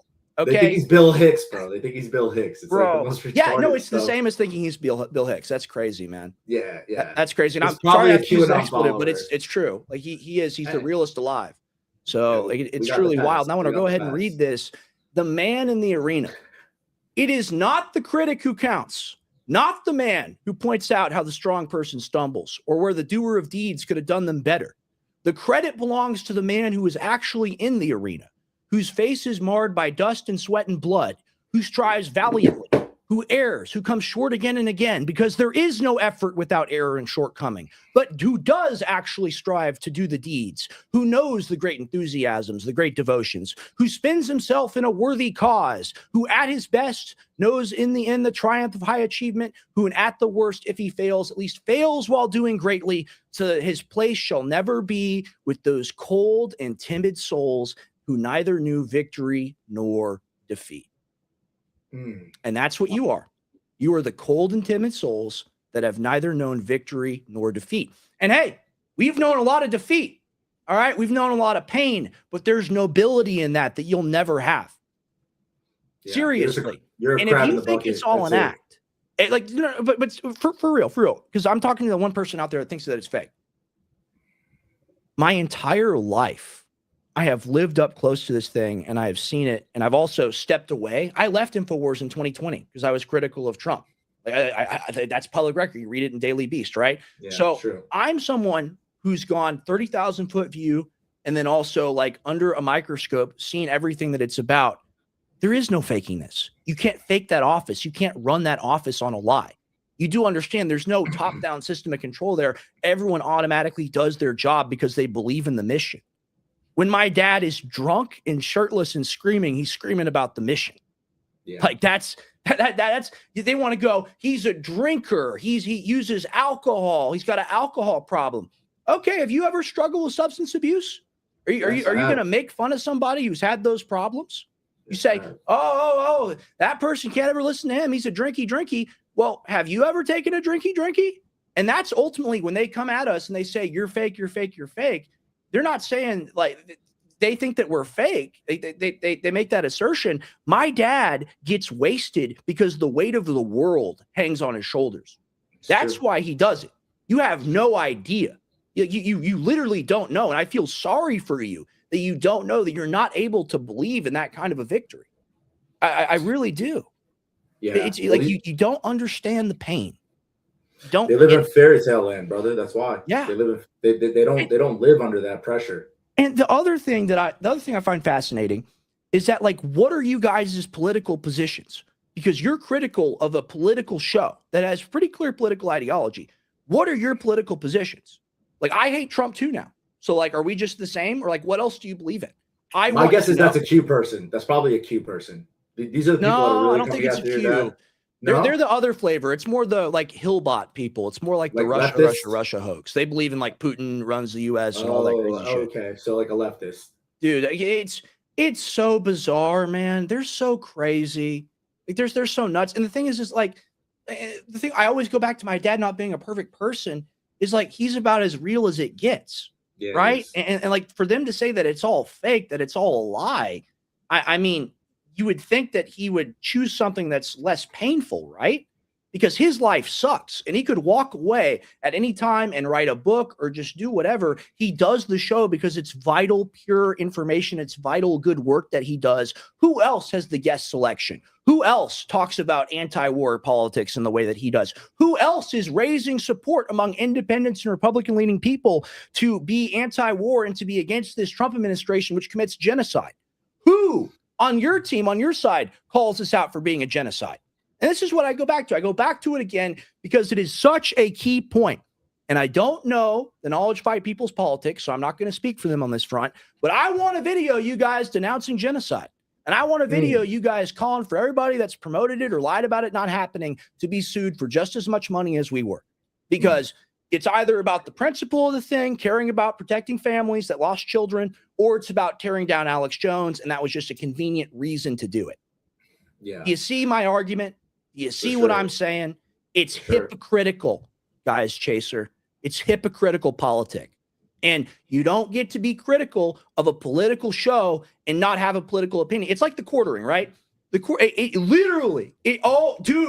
it's the same thing. Holy shit. Okay. So the quartering comes on here, and I have on my notepad, I have written out 4 of his tweets where he's like saying Glasseron, like a bomb them, bury them, take the oil and move on, like genocidal language supporting Trump, right? And supporting the conflict. And he comes on here and he goes, it's just a joke. Everything I say is just a joke. I'm not actually a political person, even though I have all these political positions and political ideas. I just do comedy. I just talk about Brie Larson's tits. That's what he said. He said he did 1,000 videos on a girl's boobs. That was his response. So when Dan and Jordan go on and they're critical of Alex and they have their attacks and they do their thing, it's like, okay, so is this from a political lens or a moral lens? And you can't really separate the two, right? So what do you guys believe in? What are your positions? Oh no, we don't do that. We just attack somebody else. We don't actually, we don't have to defend anything because we're like a cloud. We're like gelatin. Anything just bounces through us. We're like rubber. It bounces off us and then you're like glue. It sticks on you. Yeah, no. No. And I'm just going to say it again. I like that Owen says it, but I'm taking it too, stealing it for myself. If logic can't be applied equally, then it's not logic, it's propaganda. And what that really means is you have a broken epistemic justification for your worldview. You cannot explain your morality because it is selective outrage. It is selective punishment. That is the problem. If the standard was applied equally, then we'd have less of an issue. Maybe we'd even live in a better world because these mainstream media dinosaurs that push genocide, push child murder, push mass ethnic cleansing across the Middle East, literally every single night and day on TV, maybe they'd be punished too. And hey, Dan and Jordan, get on that big horse, get on that war horse and ride it out and go do that. And I will applaud. I'll be like, hell yeah. You know what? At least they're being ideologically consistent. I don't agree with the defamation thing, but hey, they really hold this principle being anti-defamation. These people are saying children didn't die over there. You know, let's see the special episode. Let's see 10 of them. You know, let's cover that for 1% of the time that you've spent covering that man, because it's the same principle of the thing, right? But no. We only do a show about someone else, and we don't actually have political opinions. And that's just like the quartering. Literally the same argument. They kind of look like the quartering too. You notice that it's kind of a phenotype. I don't even know who they are, to be honest with you. Yeah, I know. And I shouldn't be feeding the trolls right now, but I can't help it. I don't pay attention to those guys. I love it. I love it too. I love it so much. Their subreddit's pretty funny too. And like the thing is like you realize it, like they're like, these people are so insane, it has to be fake. It's real. Like you'd love The Office if you were there. Like that's the irony. It's like all these people, they're actually our fans. And they don't realize it. They've just been trained to hate us. I think they'd like us if they met us. Like I would buy you dinner, guys chaser. I'd buy you dinner. And I have listened to them. Oh, no, it's not. And that's a piss poor argument. Refute it then, bitch. Oh, shit. I have people say, you're retarded. Well, that's not an argument. Like, come on. Yeah. It's wild. But hey, you know what? We're glad we can entertain you. And here's the thing. It's hard in this country to get out of the cult of personality thing, right? And that's something that we try to avoid doing. Like we try to talk about all these various causes. We try to talk about global politics, local politics, all of it, whether it's Trump, whether it's my dad, whoever it is. All right. We need to realize that everything's a lot more individual based, and the time we actually spend watching people, it should lead to something productive. Like we're talking about, like suing the government, like protesting, like organizing, stuff like that. We actually need to be productive with what we do behind the microphone, so it's actually worth a damn. And this is an important principle, and I think you care about that as well. And like, what do you think about this America First thing that we're about to do on the 2nd? What do you think about that? Have you looked into that at all? Jose Vega's going to be there as well. I don't know if you caught that. Jose Vega's based. I love that guy. He's based. I'm all for him. He just started following me on Instagram. He's awesome. I love that interview. He's what we need. We need more Jose's. I just want to say something about your dad real fast. Your dad is a moral man that's obsessed with the truth, right? He started this before any of the money, before anything, because he saw the fog, right? He saw through the fog of war, and he knew what was coming, and he was on the forefront of this. And since that day that he started, he never stopped. With every attack, with every sling, with every arrow, because he was really fighting for the information war. And they turned him into a monster because they knew that he was right. And they want to stop the mic of the entire world. They didn't want more Alex Jones being raised up. They didn't want more people talking about this stuff. And they have these people that are drones of the system, cogs in the machine, that attack him because that's all they know. But if they realize that what we're trying to do is build a coalition to go against the people that are going to destroy us completely, kill us, that want world domination. And when you realize that Alex was the spearhead of that war, I think you'll really understand what's coming. And I think most people don't get it until they're in the gulags. I agree. And the reason why I talk about it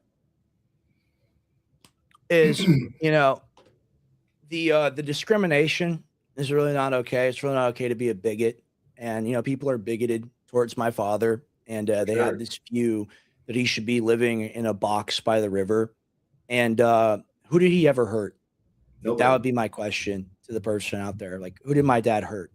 Who did my dad injure? Who did my dad, who lost their job? He just made somebody cry?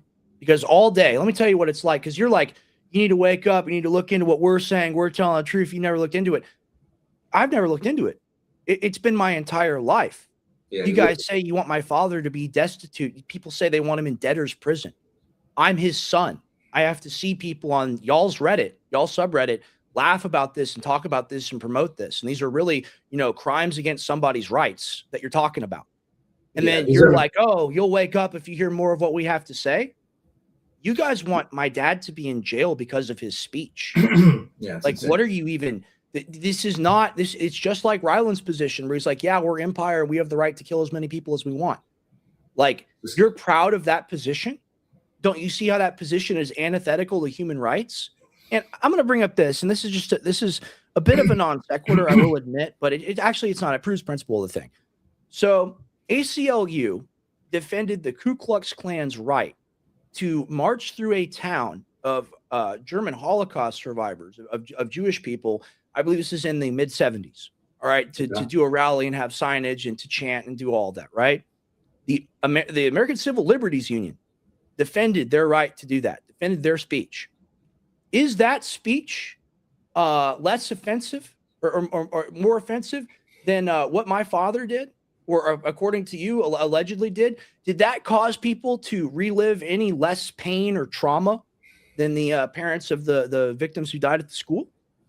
Is that is it worse what my father did? Is it more unforgivable? Should he owe $1 billion? Should he not have the right to free speech? Because like these are laws we have on the books. Offensive speech is protected. You're allowed to question events. You're allowed to do that. By the way, it's legal to do that.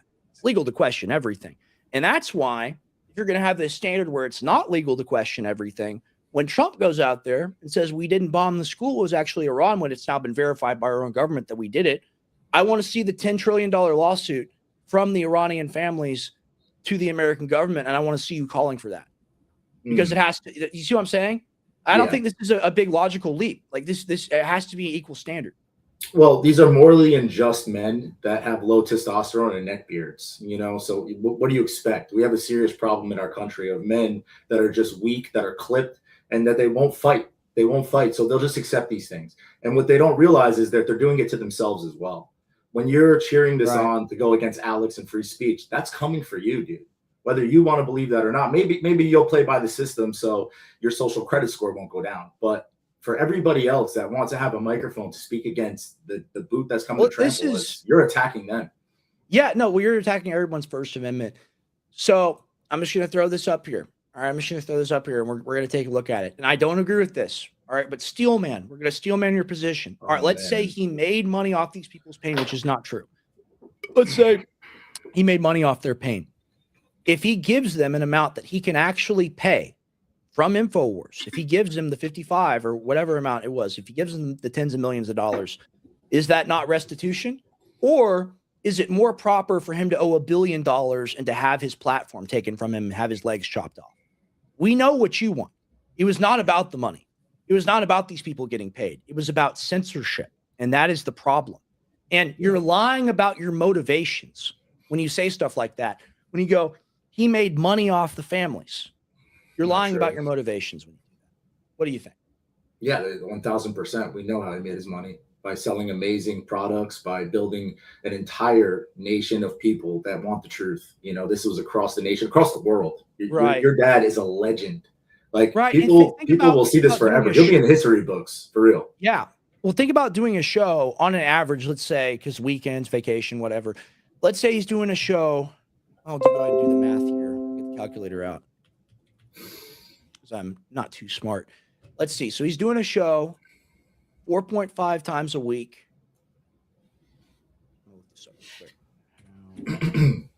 Weeks, 32 years. 1,668 weeks. And think about that. It's a lot. It's a lot of time. I mean, just doing this is very time consuming. So imagine what he's doing.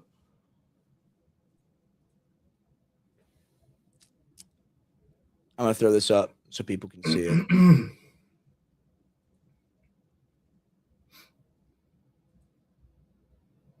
So that's the number if we did 6 days a week.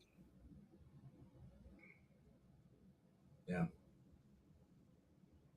45,000 hours. It's a lot, man. It's a lot of time. Time is money. So in all of that time that he spent working, all of his work, all the money he ever made was off those people. Are you kidding me? Absolutely not. Are you joking with me right now? And all the money is poured into the project. Right. To keep it the way that it is. I mean, to bring it to the level that it's gotten to. They're incapable of thinking about somebody not pocketing for themselves, because that's what they would do. Like literally, and this is one thing. If you guys are like this, it makes me sad because my mom was also like this too. And like, I love my mother. I won't disparage my mother or anything like that. But it's like a mental health thing, like thinking that there's like $100 million in gold buried somewhere. Like there are people that actually think this stuff about us. And like, it's not true. And like when you say stuff like that about us, that we have hidden money somewhere, that's actually defamation of character on us, because then people point at us and think that we're grifters when we're not. Like, how are we grifters when all the money ever went to the studio and the employees? And like, is Alex not allowed to make $10 million after he does this much work? Yeah. Like, are you that's kidding? Like, warranted. he's not allowed to have any money after doing all this work. Because it's all evil according to them. All the investigative journalism, all the anti-war reporting, all the breaking news, all the employees, all of it. It's all invalidated. Yeah, I mean, I wouldn't even focus on these people, man. I On to know. bigger But and better pastures. I just want to lay it out to the audience. Me and Harrison, we're going to be doing an Alex Jones apologetics video very soon. I really look forward to doing that with Harrison Smith. We're going to break it down. I want to give you an opportunity to plug your amazing beef tallow, dude. We're going to meet up this week. You're going to give me some beef tallow. Yeah, we're going to load you up, man. We're going to get you the cooking. We're going to get you the skincare, deodorant, everything. Load you up. But we have some of the best. I don't know if you guys saw, but I posted me in the kitchen. I'm showing you guys the whole entire process. We only make 100% grass-fed, pasture-raised suet tallow. This will replace all your meals. Stop using seed oils. It's giving you inflammation. It's declining your brain. We need fat for our brain. This is the best thing to cook with. It has a smoke point of 450 degrees, so you can actually fry things in it. You can make amazing tallow fries. Our skincare is next level. People are going crazy over our deodorant. They say it's the best natural deodorant that you can find. Has packed with amazing ingredients. This is what I have. This is what I love. Tell them about it. And this is like, these are real raw ingredients. This is an essential oil.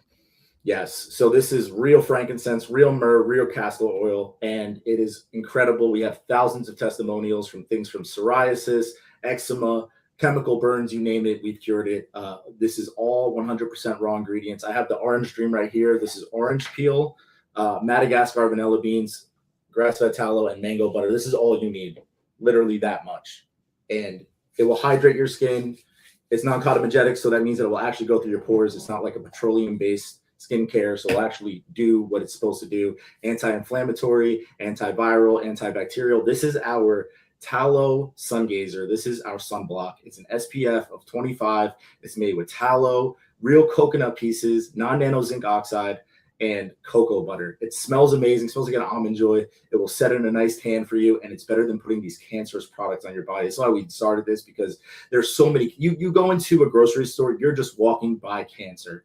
You're walking by disease. Right. So we want to give you guys a real product that will fight against that will fight against the system. That's why we are called the Ungovernable Project, because we will not be governed by our food, by our body, by the things that we want to do. And they try to control that by controlling our food supply. So thank you for the support. And these are all phenomenal things that people need in their life already. Like if you're using a tallow, really check out Anthony's. He uses suet. A lot of the tallow that you're buying is an inferior product.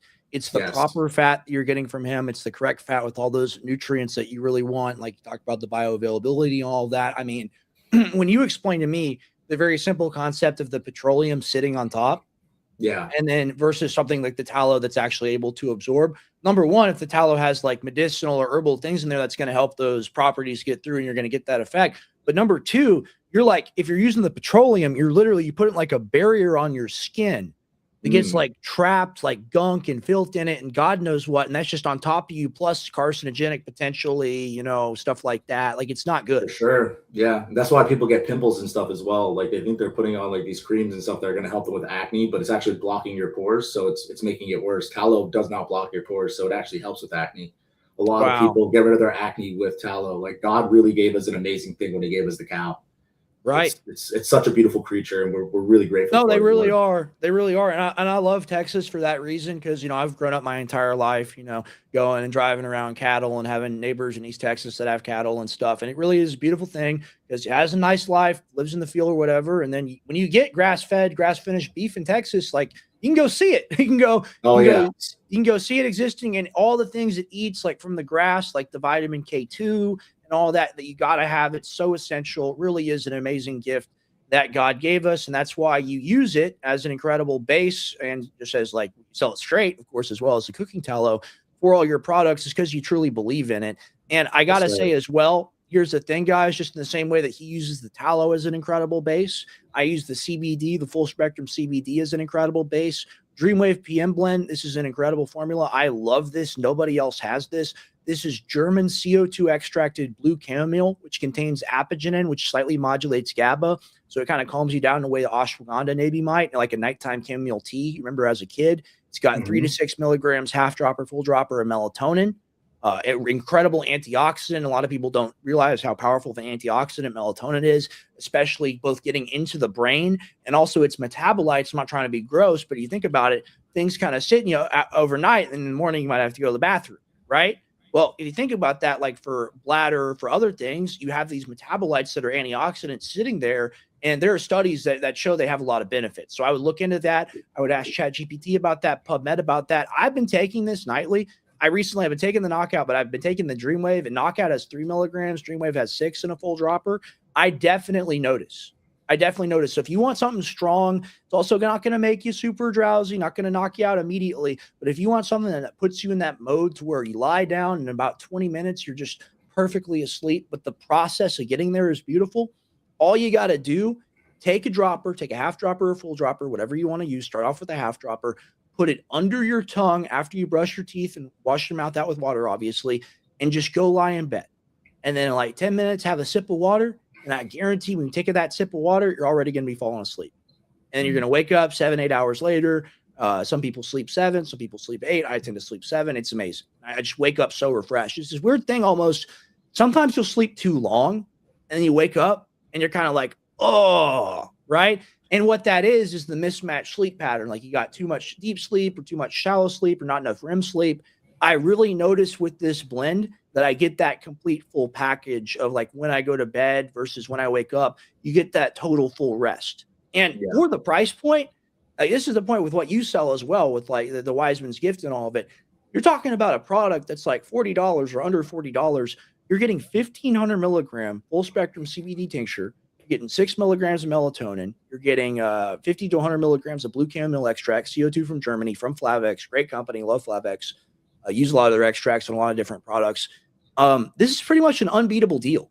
So if you're in the market for something like this or for the beef tallow that Anthony sells, why not get it from us? And this is all made in Texas by us, shipped in Texas by us. You're literally supporting local economy, local business. I pay payroll. I have employee. I pay rent, right? So you're helping contribute to that. It's not some warehouse in China or some place that's owned by a guy with a bunch of money. I don't have a bunch of money. I'm broke because I spent, just like getting back full circle. I'm sorry to do it. I'm sorry to turn this into this today, Anthony. Getting back to full circle. I sell products so that if people want to support me and what I'm doing, they can get a good product. And if that's a grift, then I'm a grifter, I guess. You know? Not at all. I guess that means I'm a grifter, you know, because I just sell something amazing at a great price so that people can support me in the show. Isn't that crazy? Yeah, you could ask for donations. You could ask for a bunch of things, and you don't. Right. You're just asking to help people. Honestly, you're going to be helped by this. Like your circadian rhythm will be on time. And I would much rather have somebody buy a product than Super Chat because then it's the true 360 win. You know, like you literally, you're like if you spend $37.95 and there's discount codes available, use code CBD for 20% off. If you use a discount code on this or you just buy it straight, you're literally that's like 1.5 DoorDash meals. You know, like you're going to get Burger King or something. It's going to make you sick, going to make you weak, going to make you tired. Or you're going to buy a product that's promoted on one of your favorite shows that's going to make your life better. Yeah. A lot of people use ZZ Quill and stuff too. Like don't take that stuff. Use this. Don't take ZZ Quill or any of these things that are poisoning you and making you worse. Support somebody that actually cares about you and is giving you a product that's going to help you. No, absolutely. Absolutely. I totally agree. And here, look at this. I just got to throw this up. All right. Because I favored it earlier. The judgment was excessive, but he shouldn't have participated in the process. Or he should have participated in the process. So they admit injustice, but they say it's okay. Like, I'm going to take a photo of that because that's defeat. Yeah, like, I don't know what else you want, man. I don't know what standard you live by. But to me, that's defeat. So I'm going to take a little screenshot of that. But yeah, man, it's truly wild. And here's the thing. You want to talk about products. You want to talk about things that might piss people off. I got Knockout Sleep Support now under my new label, 50% off label, Ultimate Knockout Sleep Support. Got it right here for people to buy. And what does this product have in it? It's got valerian root. It's got L-tryptophan, melatonin, lemon balm extract, chamomile flower extract, and hops flower extract, magnesium, GABA, L-theanine. Oh, can't sell that. It's grifting to sell that. Oh, and how much do I sell it for? Oh, it's got to be like, he's a grifter. It's got to be like 50, $60. He's got to make a ton of money off it. Oh, he's horrible. He's a horrible person. Oh, I'm selling it for under $30. That's insane. That's such a Oh, great price. you're going to go to a grocery store and you're going to buy melatonin, magnesium, and L-theanine. You're going to spend probably like $50. Maybe not 50, probably like 45. Spend $45 buying 3 separate products. I got 5 additional ingredients in here on top of that. Like, here's the Yeah. thing. Like, we just offer the best deal, and it's the best product. I think people that do you don't- not want to support the show if you get a good product? Yeah, I think people that don't own businesses and don't understand what it takes and how much money actually goes into doing this, like this is not something that we like make crazy money on. We spend more money than Right. we're actually making because we're constantly trying to find the best source of things for you. And Right. prices go up and things change, and we're still like we're making crumbs basically nowadays because of how bad our economy is and everything. People don't really have it. Plus, they're raising prices because of tariffs on everything. You know, meat's going up. I'm sure all of your ingredients are going up. We don't make the money that people think that we're making. Like, I'm struggling. I'll be straight up honest. I'm struggling. Like, Me too. and I appreciate all the absolutely. support that anybody wants to show me because I know you guys are struggling as well. Yeah. You know, so I just want to put that out there. It No, costs and money to that's the run these thing is we projects. never ask people if you don't have the means by any means, do not get the product. And in fact, like here's the thing. I know personally that you're very active. If someone reached out to you and they're like, "Hey, I really want to try the Cloudy Cow. I really want to try the skincare. I really want to try one of these things. Can I get a discount code?" I'm sure you can Yeah. figure it out. For right? Sure. For sure. Yeah, We help so, like- people out all the time. And the same applies to me, absolutely. And like, here's the thing: you get 10% off right there. You give them your email, and then probably stack on top of another discount. Like we make it as easy as we can to support us because we don't want to ask a lot of you guys because a lot's being asked of you all the time, right? So we just want to give you something that you actually need at a price that you can afford. And it makes us sad, man. To like just getting back to everything, right? You spent enough time with my dad and the politics and the plugging and all of it. Being a young person, and we're both younger people, being young people, living in this society where you're trying to make a business work, you're trying to contribute to the economy, you're trying to be an American, you're trying to do all these things. We're living in an environment for the past like 5 years where it's been impossible. It's been damn near impossible to do. I mean, like, it's crazy to see to me, because I've been selling things online for 5 years, how people's buying power just dropped off a cliff after 2024. And of course, what that was all the fake money that they printed running out and the inflationary spike and all of it, especially at the end of the Biden period. We just want a country that works for us, guys, works for all of us, allows you to have upward mobility and succeed. And this is the thing, like you'll hear a Patrick Bet-David, who I just can't stand. You'll hear him say, America is the country that everyone can achieve anything that they want. A little cab driver can become a millionaire.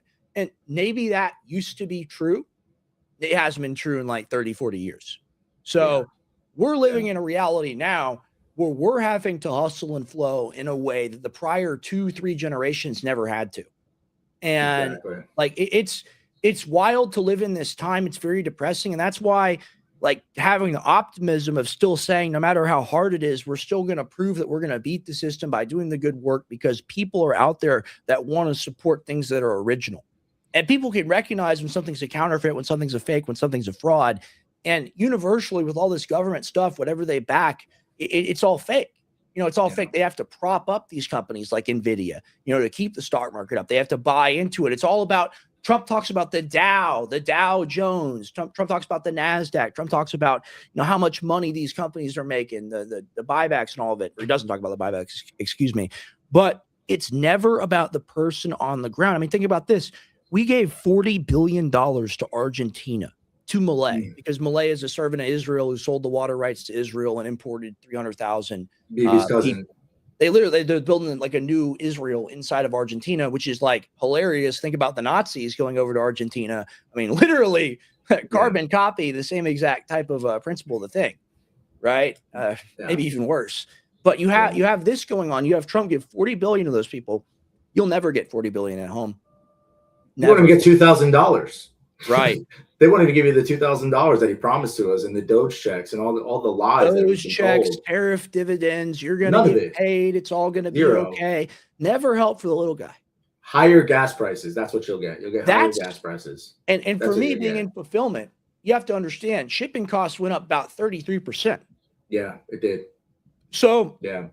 everyone telling me I'm a grifter. Everyone telling me that we're grifters doing whatever. We're having to keep our businesses alive in the most dangerous time ever to be in an American small company. Like that's what's going on right now.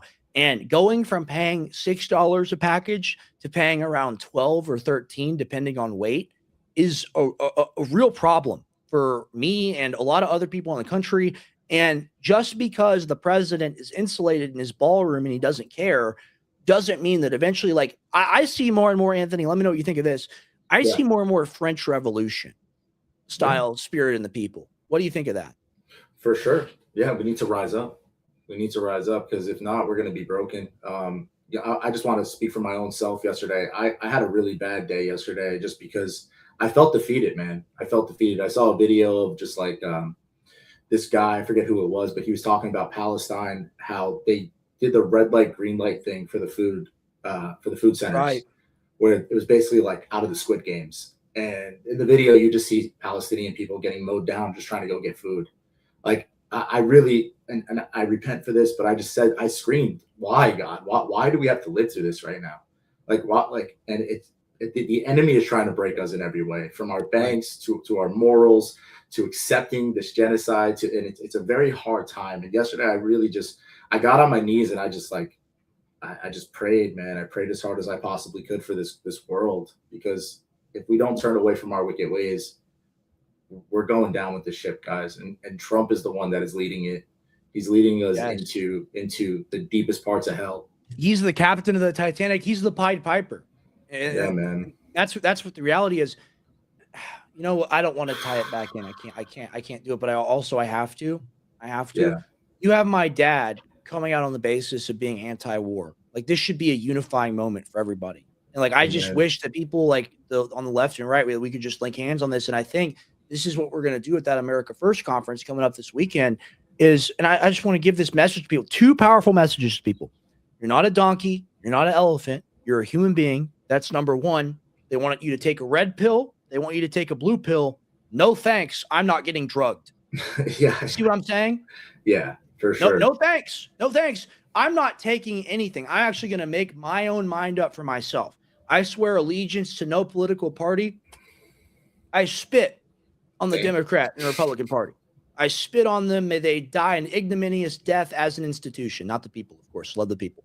I want them to stay alive. But may the institutions rot and fall away like a great cliff that finally the top of it breaks off and it falls off into the side of the ocean. May that happen to this country. And I think that we're truly going to get there, man. I really think that we're going to get there. It's just going to take the youth getting involved. And that's what all this is about. We're all about spreading awareness. It's like you said, it's all about these things that we're doing. Like, I'm going to that conference. We will be doing demonstrations. We'll be doing protests. Like, this is serious stuff. And the people, I'm just going back to it. The grift accusation. Why would we risk our lives to do this? Why would I risk getting shot to do this? Like, seriously. Like, if it's just about money to me, then wouldn't I find something else to do? You know, I did for a while. I was selling supplements online for 5 years. I came back to do coverage of all this stuff because of how much the Ukraine war disgusted me. And then I became aware of Gaza. And I was just like, this has been going on for decades and I didn't know about it. You know? Yeah. So that's why I crash out, is because I've recently woken up to the lie. You know, like I'm not far removed from the moment where I was asleep and I truly believed in all this garbage. You know? You're angry. You're angry. Yeah, I'm justifiably angry. I think Americans are angry, and what they want to do is they want to transmute that anger into violent action when what we really need is peaceful, powerful political action. Amen. Yeah, we need, as corny as it sounds, but we need the kumbaya. We need everybody to link hands and realize that there's an oppressor that's over all of us. Okay, it's not left wing, it's not right wing, it's not white, it's not black. Right. There's somebody that is controlling the entire board, watching us all fight each other. So when people come in and they bring this disdain towards your family or anything like that, you're a part of the other side, and you're still fighting against the people that are actually trying to save you, trying to help you. And the interview yesterday with Jose Vega was such an eye opener to see that, what's his name, Richie Torres, like this guy that's just like the robot, so low though down the totem pole, is getting all this money from AIPAC, is going to Israel. 1.5 million. It's just show you how controlled it actually. This guy's a congressman, like in like the middle of New York in the Bronx. Like he's not even like a powerful player in the game, and that's showing you at the lowest rung of the totem poles how controlled our government is. And they're Right. doing it with judges. They're doing it with everybody. Okay, because our country is completely occupied right now. And if you can't see it, and if you can't see the forest through the trees, then we really can't help you. You know, your Well, father's doing an hold on a amazing minute. job. You're doing an amazing job. Sorry. No. I totally agree. I'm sorry, and this really is. I'm doing this to show how much I care about the people that disagree, and how much I want to try to win you over, or at least just convince you to re-examine the worldview a little bit. Rex finally getting out of the left-right paradigm is the right way. Get back in between. It means that you have to recognize the good from the left and the good from the right. Yeah, it's called radical centrism. It's called taking the good from the left, taking the good from the right. I've been saying that for 6 months here live on the show. You don't listen to what we have to say. And where did I learn all this stuff? I learned this stuff at InfoWars. So, like, I'm sorry that we fell for Trump for 10 years. That was a mistake. That's definitely a blemish on our career. But, I mean, this is the spirit of 1776. What we're saying right now is everything that you consider to be a grift for some reason. So I didn't learn this in a vacuum. We didn't learn this in a vacuum. We learned this because of people like Alex Jones. Yes, and sir. we're getting back into that now. We were in the Trump delusion. You know, we had TDS. We had Trump derangement syndrome. We liked him too much, you know? And like, that's open, that's honest. We say that publicly, unabashedly, right? Because that's the truth. We're telling you the truth. But waking up from out of that, going back to the original values, realizing that Trump never embodied those, even though he lied and said that he did, that's what we do here on the show, because that's what's been done for 32 years. So Yes, it's sir. just, it Yes, blows sir. my mind, man. It makes me sad. I want to bring people together on the basis of leaving this entire political machine behind and waking up and realizing we're all human beings. We have to love each other. We have to respect each other. And ultimately what that comes down to is we have to respect each other's right to live. You know, oftentimes they say, well, Israel has a right to exist. Well, Israel has a right to exist. Well, do the Palestinians have a right to exist? Do the Lebanese have a right to exist? The Iranians have a right to exist? Or is it only who we say has the right to exist? And that's what I point out with the subjective morality. It doesn't work. You can't do it. You don't get to play these games where you have one standard that you apply to one group and then one standard you apply to everybody else. It's immoral. It's satanic even. Evil is a broken system. That's a broken system. Yeah. We're all trying to leave the plantation together. Yeah, we're all on the Absolutely. plantation. We're all slaves. We're all Yeah. literally, we're literally cattle. And Boy, your they call us tax that. dollars, the average American, you'll pay for 3 Javelin missiles. That's what you're worth. Horrible.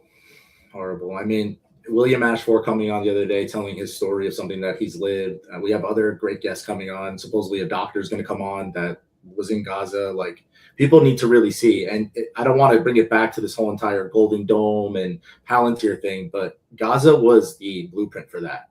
They were practicing what's coming for all of us. Okay. So all the people that sat silently when this genocide was happening, when Project Lavender was happening, when people were getting shot at aid centers, realize that this is all coming for all of us, and we need to fight this. We need to fight this from the inside, and we need to start the fight right now. Because And look- if we wait any longer, we will be cooked. I'm just being we're already- straight up. well- No black pill. Well, no. We got to go black pill a little bit, because here's the thing. They're talking about the flock cameras in the first hour, right? Yeah, Mosaic. Look what they do to the Palestinians. They track them like, they're pigs at a slaughterhouse, right? exactly. So we have to be against that here, not just on the basis of, we have to protect ourselves. We're Americans. We don't deserve this. We have to say, hey, they're doing this to the Palestinians right now, and it's wrong, and it needs to stop. And they're also Amen. doing it to us here at home. We have to unify on the position of, you are the same as a Palestinian. You are the same as the Lebanese. You are the same even as an Iranian, right? Because you're not getting money from the U.S. government. U.S. government stealing money from you and trying to kill you. You know who you're not like? You're not like an Israeli. An Israeli gets government-funded healthcare paid for by us. An Israeli gets military equipment paid for by us. They get security paid for by us. You know, you don't have security. You don't have healthcare. You don't have any of these things. And that's the problem with not applying things equally, right? If we're going to help this one group out, we can't even help ourselves out, and they're a foreign government? Mm. Wow. A country the size of New Jersey, Crazy. in the Middle East. Then also we pay for their education, Yes. but not regular education. We're paying for them to go and read the Talmud. Right. all day long. Well, Trump They're- studies the they're- Talmud. You know, Yeah. he got tired from he's studying it so hard. He's like, man, my Kabbalah teacher was like, man, I got to take a break. You know, having to do all these satanic rituals is really making me tired. Yep. Yeah, that's Wow, the but look at reality this. we live in. Look at this. We got breaking news. Just in, Iran's foreign minister Arachi and Putin shake hands and hold a meeting in Moscow. I mean, look, you couldn't see this. You couldn't see this coming. This is literally like us and Zelensky. This is Putin and his guy now. Like this is Ukraine proxy war 2.0. Flip side. Yeah, it's gonna be bad. It's gonna be bad. If we actually go into this war, it's gonna be bad. We're gonna get our shit kicked in. I don't know if you saw the report about the F5. Did you see that? No, tell me about it. Dude, so it came out that an F5 got through our Patriot defense system and hit our base. You're talking about the Fatwa 5 missile? Is that what you're talking about? No, bro. I'm talking about an F5 jet from the Cold War. No shit. Got through our Patriot defense system. You're talking about like a jet that's 60 years old and hit one of our bases. This came out NBC. It's being reported everywhere. I don't know if you didn't see this, but yeah. American excellence. So now what do you think is going to happen when all of this coalition starts to build? We're screwed, dude. Right. We'll get. Well, I mean, look at this. Excuse my language. No, you're cool. Look at this situation. This video, everything about this is a threat to Donald Trump. Like what they're doing right here, what Putin and Arachi are doing. They're saying, hey, we're in a meeting. You better not restart the conflict. Yeah. That's a good point. That's what this is. Whenever you're shown things like this, whenever you see a political conference, I'll come back to us. Yeah. Whenever you see a political conference, what is not important is like the bullshit HR language that comes out of their mouth. Who cares? Like it's literally just like terms and conditions, like gobbledygook. It's what they say. It's the appearance of unity together, of being a power block. That's what this is. They're a power block. That's what has to be understood. That's fascinating, and that's why like my algorithm on X is pretty good. Like I get it. It knows what I'm looking for. It gives me the updates when I need them. Yeah. So, and also today, Trump's going to be in the Situation Room because they have a new deal that's coming from Iran. And I don't know if you heard about this, but it's basically going to be about opening the Strait of Hormuz. But the nuclear deal is going to get pushed to the side. So the entire reason of why we went over there and did this campaign or whatever is now going to be basically negotiated out. And Trump's kind of agreeing with it. So we'll see what happens with that. But this is going to happen today. So that's what I'll be paying attention to. I'm going to use the bathroom real quick, though. Sure. I love this comment from Gunther Eagle Turd. All right, awesome. You won with the name there as well. Really good writing here. Good writer here. I enjoy reading from good writers. The middle piece between Ukraine and Iran is Turkey. Totally agree. I mean, look at what Naftali Bennett has said, what he's threatened. He says Turkey is next.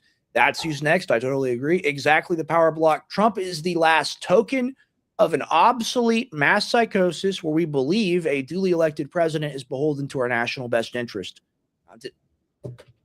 Like I said, I took a photo of the defeat earlier. I'm taking a photo of the victory. That's damn good writing right there. I totally agree with that. That's a banger. Put that on the wall and frame it. They're all blackmailed, of course, absolutely. Independent journalists won the battle on the internet to expose it all. That's why they want to take over internet freedom. Absolutely. Absolutely. Gunther Eagle Turd, I salute you. Great comment right there. I totally agree with that.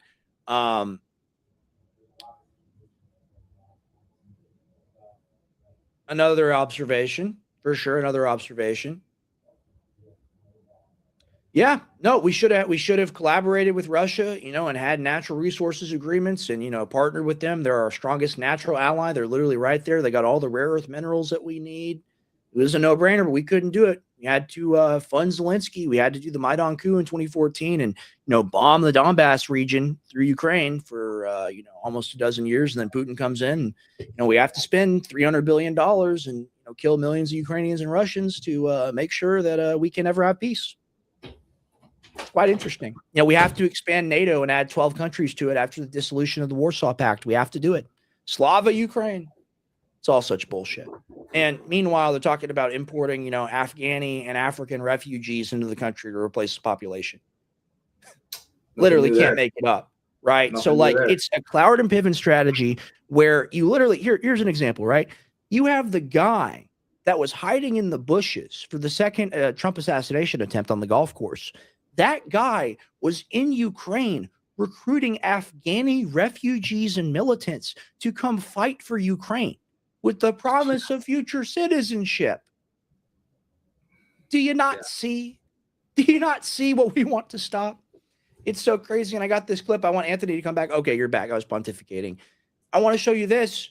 We've got Trump coming out again. President Trump, under prodding from Fox News, exploits White House Correspondents' Dinner by shooting to push for Congress to approve FISA. He's referencing FISA again. And remember, Anthony, did you see where he said, I'm willing to give up my rights for national security as an American? Yes, we covered it on here. It's a part of the Q stuff, too. It's Maybe explain that a little bit.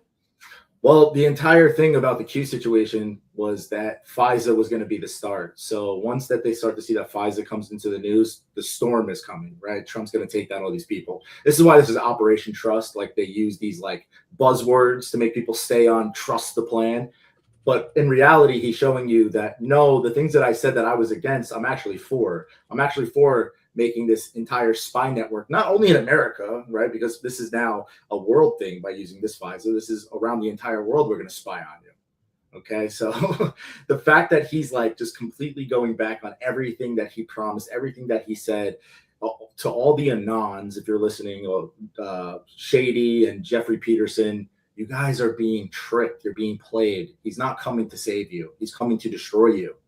Everything that you think that is happening because you hear a buzzword or you see a number 17 or he puts up a picture of a Pepe or whatever it is, he's not coming to save you. He's coming to destroy you. He's building the cage that is going to be put around you. He's building the surveillance state that's going to literally take all of our rights away from us. You're not special because you think that you have some connection through QAnon. It's not true. It's not real. And he's coming, okay? He's coming. He is the one that has chosen to do this to us, and we need to fight it. Right. So all the Q people, wake up out of this sleep, wake up out of this psyop. I need to get you this. I need to ask Robert Gueros if I can take it from the office. It was on his bookshelf. It's one of his books. I saw it in a box. It literally, I opened it, and it's all the Q drops. Yeah, yeah, of course. I know them all. Yeah, well, I gotta have like a reference, you know, because people tell me this shit, and I'm like, oh, what are you talking about, you know? Yeah, there's thousands. There's thousands for this entire purpose. When did it start? It started in 2017, and the first drop that came out was Hillary Clinton will be arrested. So that was like the first thing.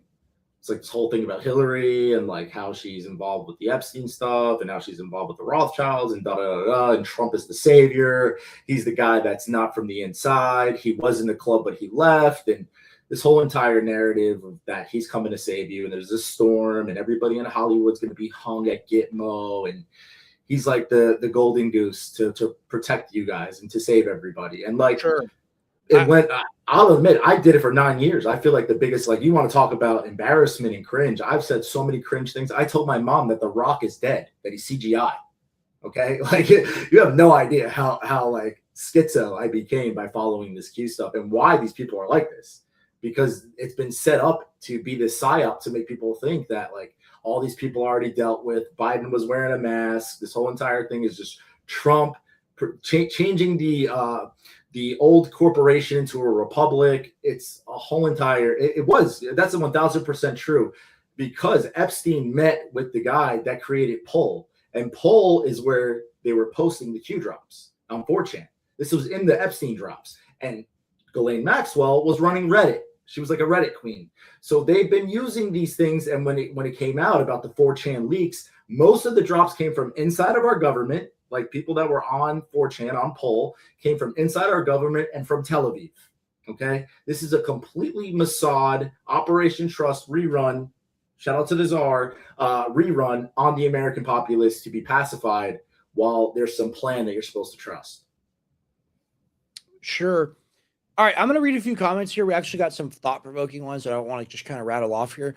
Still happy Trump won, or we wouldn't be chatting right now. It really is my dad's analogy of like arsenic or cyanide, or not arsenic, arsenic and mercury. Like it really is. Like the thing is, yes, are we able to speak and there's more freedom on social media? Yeah, absolutely. Versus like a Biden Harris or a Harris, who'd probably be more censorship. That's because they're committing a bank robbery and they don't care about the people in the bank whining about it. Okay, like they're just focused on grabbing the money. They don't have the frivolous virtue signaling pursuit of wanting to censor the people immediately, they know the censorship is coming with what they're building. So they just don't care. That's what it is. Do you understand, Alice? Does that make sense? I just wanted to respond to that really quick. I got a couple I favorited. Give me 1 second. StreamYard is my enemy. You are my enemy, StreamYard. I will destroy you. All right. Where are? Okay. Yeah, Trump is pushing FISA so hard after he says how he was spied on. I mean, all he would talk about is how they illegally used FISA to monitor my campaign or whatever. This was a talking point for years. And now he advocates for it. We're going to play the video here in a second. I wonder how Michael Flynn feels, because Michael Flynn was like fully involved with all this and, you know, with the FISA thing, and he got spied on. And that's what a lot of the Q stuff is too, is like Flynn's involved and this one's involved, and it's this whole entire military operation. And, you know, people, one of the things in Q is military is the only way, like the military is going to save us or whatever. Our military is literally being sent to war zones to go and bomb children. So how is the military the only way? I don't support this military at all. I'm against this military. You know, I'm not for me too, absolutely. Foreign wars or anything. We don't like need that. it. Dude, we do not need it. We do not need At to all. spend. Protect the home front. We spend 46% of our national spending on war, on defense. 46%. All right. They just passed or are about to pass a $1.5 trillion defense spending bill or package for next year for 2027. That's more money than we spent on World War II. It's insane. We don't need that. I want the 700 military bases. I want at least, I want 3/4 of them gone or more, quite frankly. Like, let's, no more. I don't want to pay for murder anymore. I don't want to pay for child death. I don't want to pay for imperial oppression. No more. No more. And Alice I really says, think, and really quick, Rylan laughed at me and because I said America needs to take a step away from running the table here because it's a real problem what we've done. And he's like, you really want Russia and China to come in and take control? No, I want nations of the world to work with each other as they should, not under the gun. That's what we do. We put everyone under the gun, and we're the ones that pay for the gun, and we're the ones that are going to be held responsible. All the people in this country that have presided over grifting off the last bits of flesh on the bones, they're all going to run away. They're all going to live somewhere else. We have to deal with the wreckage, which is why it's the problem. All right? We have to deal with the pain. They'll never pay for it. Jared Kushner and his entire genetic lineage, they will have 2,000 bed servants, just like the rabbi said. Mm-hmm. Like it will literally be that for them forever. And then we will live in Brazil, where it will be factional, racial-based hell world. And that's what they've done to us. We don't want that. We advocate and fight against that. But that's the programming that's coming. And we don't want that. Exactly. And Alice says strong military is necessary. Strong military is necessary for our home front. We are agitators. By putting our bases around Iran, by putting our bases around Russia, by doing this coalition with NATO and starting all these problems, we don't need it. We don't need it. We need to become isolationists. We need to become nationalists and worry about our own country. Have our soldiers here protecting our home front. There's no reason that they should be in the Middle East. There's no reason they should be in Germany. They should be home. They should be home protecting our home front when the enemy actually comes through the gates. Because right now, we're not protected. We're not protected. We have the military that we have here, and sure, the National Guard and whatnot. But if we have all of our military-aged men out there fighting wars that we really just can't win. Like, we have not won a war. Like, you could talk about Afghanistan, you could talk about Iraq. These were just campaigns that went on forever until they finally decided, like, okay, like, we're going to step away. Now it's time to go and do a new peace, you know? And until we cut off Israel and until we stop being the agitators to all of this, there will be no other aggression sent towards us. There's no reason for it. Aragachi, the prime minister or whatever, the president of Iran, wrote an entire letter. We're not against America. He's the foreign minister. Go ahead. We're not against America. We're not against. We love the Americans. We're against the Zionist control that's in your country. You know, they don't want a death to America. They don't want to kill me. They don't want to kill you. They don't even want to kill Trump. They just want them to fuck off. Excuse my language. They just want to go away. Yeah, no. I totally agree. Let's look at it for a second, all right? Because I gotta get a little drink here. This is water. We need more recruits that aren't 40. You're lost. Let's take a look at this here. So get into they do this. chant death to America, and they do these things. Now, why do they do those things? Maybe might it have to do with the fact that they lost 400,000 people in a brutal World War I style conflict with Iraq, and Saddam Yeah. Hussein used chemical weapons on them, mass chemical weapons that we gave him. So America gave Saddam Hussein chemical weapons to use on Iran. With that and conventional means, he killed 400,000 people. All right, that's like World War II numbers for us. So imagine if you have a foreign power that just funded a World War II on you, where you lost a comparable amount of people, and then you're going to be like, well, those are our buddies that we talk nicely about. We made them our enemy. We manufactured all of that. We always manufacture the fight. It's picking the fight. That's the entire problem. That's what you're talking about. Is like, man, Iran, why'd they put their country around our military bases or in the middle of all our military bases? Why they do that? It's just like, please, we shouldn't be there. It's At their all. land. We don't own it. And most of them are going to be gone anyway. It seems like a lot of them have. I mean, it's coming out now more because as the war goes on or whatever ceasefire goes on, more information will come out. It's coming out that there's billions of dollars of damage to our bases. Like they're finally starting to come out with it. NBC's talking about it. The Hill's talking about it. Maybe you don't agree it's fake news, but this is really happening. I mean, we watch it on 4K every day on X. Shit, Right. drones hitting our bases, hitting our Well, radars. that's just like Gaza. They just like that Ryland guy said, which I think is CGI. actually a really disgusting thing to say. It's really abominable. It's Holocaust denial is what it is. They say, oh, it didn't happen. It's ridiculous, dude. But in Israel, they'll throw you in prison. I think it's for like 2 years or 5 years if you take video and send it out. I wonder why. They don't want you to see the damage that's happened in Tel Aviv. They also don't want you to take DNA tests. Interesting. Isn't that pretty wild? Ashkenazi. But I want to play this. I want to play the clip of Trump talking. I'm always a topic on the morning show. They can't avoid me. They always cover me. I like American Journal a lot. Let me tell you, when baby lets me have my cell phone, I watch American Journal.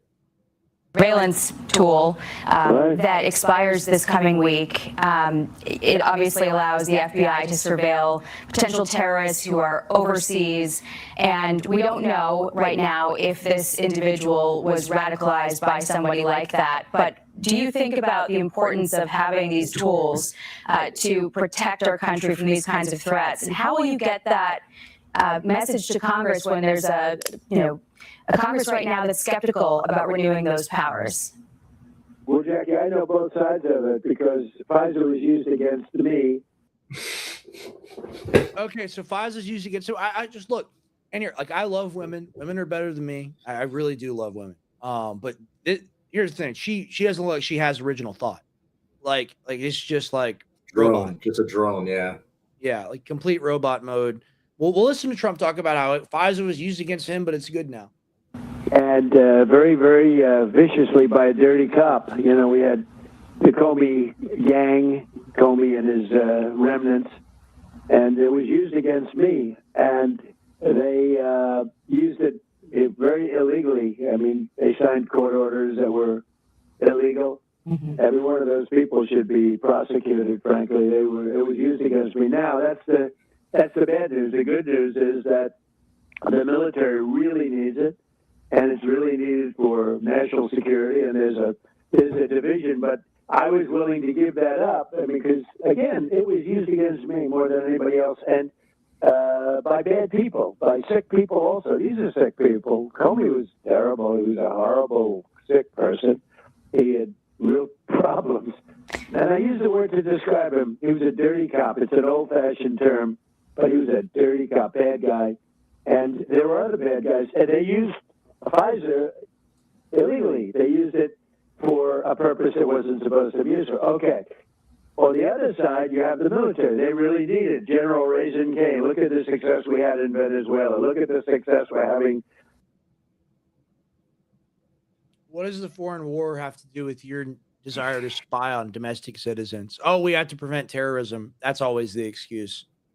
And this brings me back, man. I know that you kind of agree with me, but it just brings me back to I think all of this stuff that he's gone through is just a setup, just to build this against us. You know, I really think the Russia. Shoot on that a little bit. Shoot on that a little bit while I take a little drink of water. Yeah, sure. I just think that everything that we've seen from the Trump administration is problem, action, solution. So they create the problem, right? They spy it on me. FISA, it's so bad. He tells the American people. We have the Mueller report. All this stuff goes down. We're all fighting for him against FISA. Now all of a sudden it's like, oh no, I actually went through it. So don't worry, guys. Like, I understand it better than you do. So just listen what I have to say. FISA is a good thing. The military needs it. So it just, in my opinion, it just makes me feel like it was all fake and gay the entire time. Repost the show, guys. Please repost the show, retweet it. Really appreciate it. Really appreciate everybody here right now. We love you guys. We thank you for being here with us today. I want to show you guys again because they really are the most amazing, best products on the market. Anthony Graffio is an artisan. He makes artisan beef tallow products. These are the highest quality suet fat beef tallow items you're going to have available online. You're going to want to check it out. It's amazing for cooking. I need to get more from you. We're going to have lunch this week. We're going to figure that out.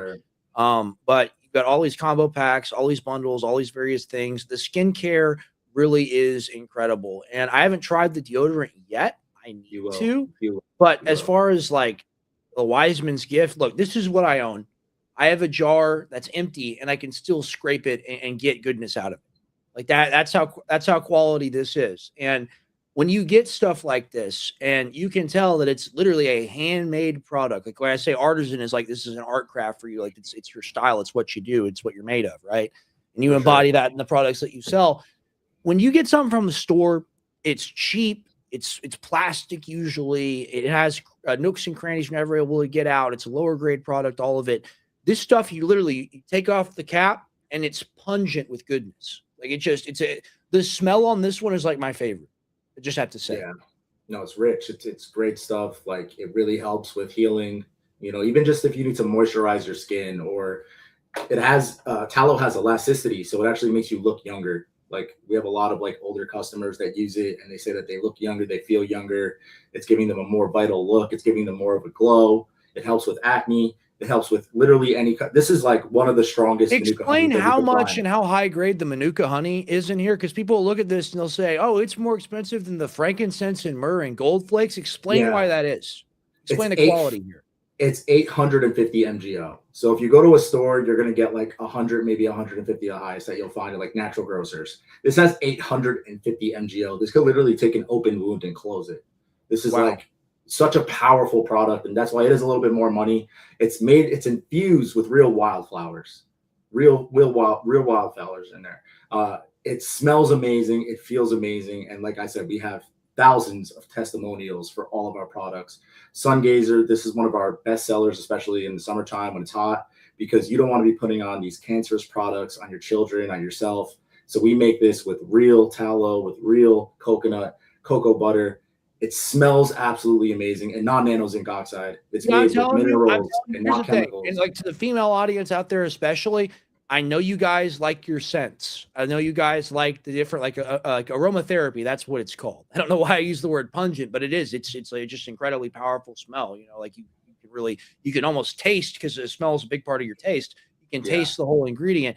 For the ladies out there that are looking for skincare products, I mean, I know I'm a chopped unk maxer, okay? And maybe I don't take the best care of myself sometimes, all right? But my little sisters use products like this. I have plenty of family members that use tallow. And when they make the switch from using the petroleum-based stuff on their skin, I got a little sister who has a lot of acne, doesn't have hardly any acne anymore. And part of the reason why is stop using artificial, go to the more natural.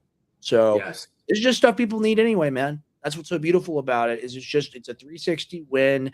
It's a pure thing. It's like Full Metal Alchemist. It's the law of equivalent exchange type of thing, right? Like you get what you put in, and that's just like energy, right? We're never abundance. It's abundance. Yeah, and look at this. I mean, you've taken these products. What I've done here, essentially, these are all 4-to-1 extracts of the highest quality, the highest grade functional mushrooms, adaptogens, reishi, maidenhair, ashwagandha, golden root, lion's mane, cordyceps. All these things are powerful metabolics, powerful adaptogens, things like cordyceps mushroom, and increases oxygen carrying capacity. VO2 max subjectively can make exercise feel better.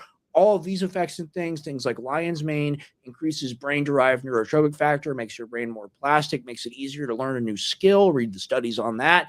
You got something like a reishi, which is studied for amazing effects on both immunity and sleep. My forewoman at the warehouse, Trish, she takes one of these every morning instead of in the evening, and she says that's radically improved her sleep quality.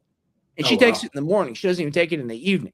Look at ashwagandha, very simple mechanism. Tons of people understand what ashwagandha is. It is essentially the funnel for getting the cholesterol. Instead of making cortisol, you're going to make testosterone. And I will say, I'm going to do this real quick because I do sell ashwagandha on multiple different stores.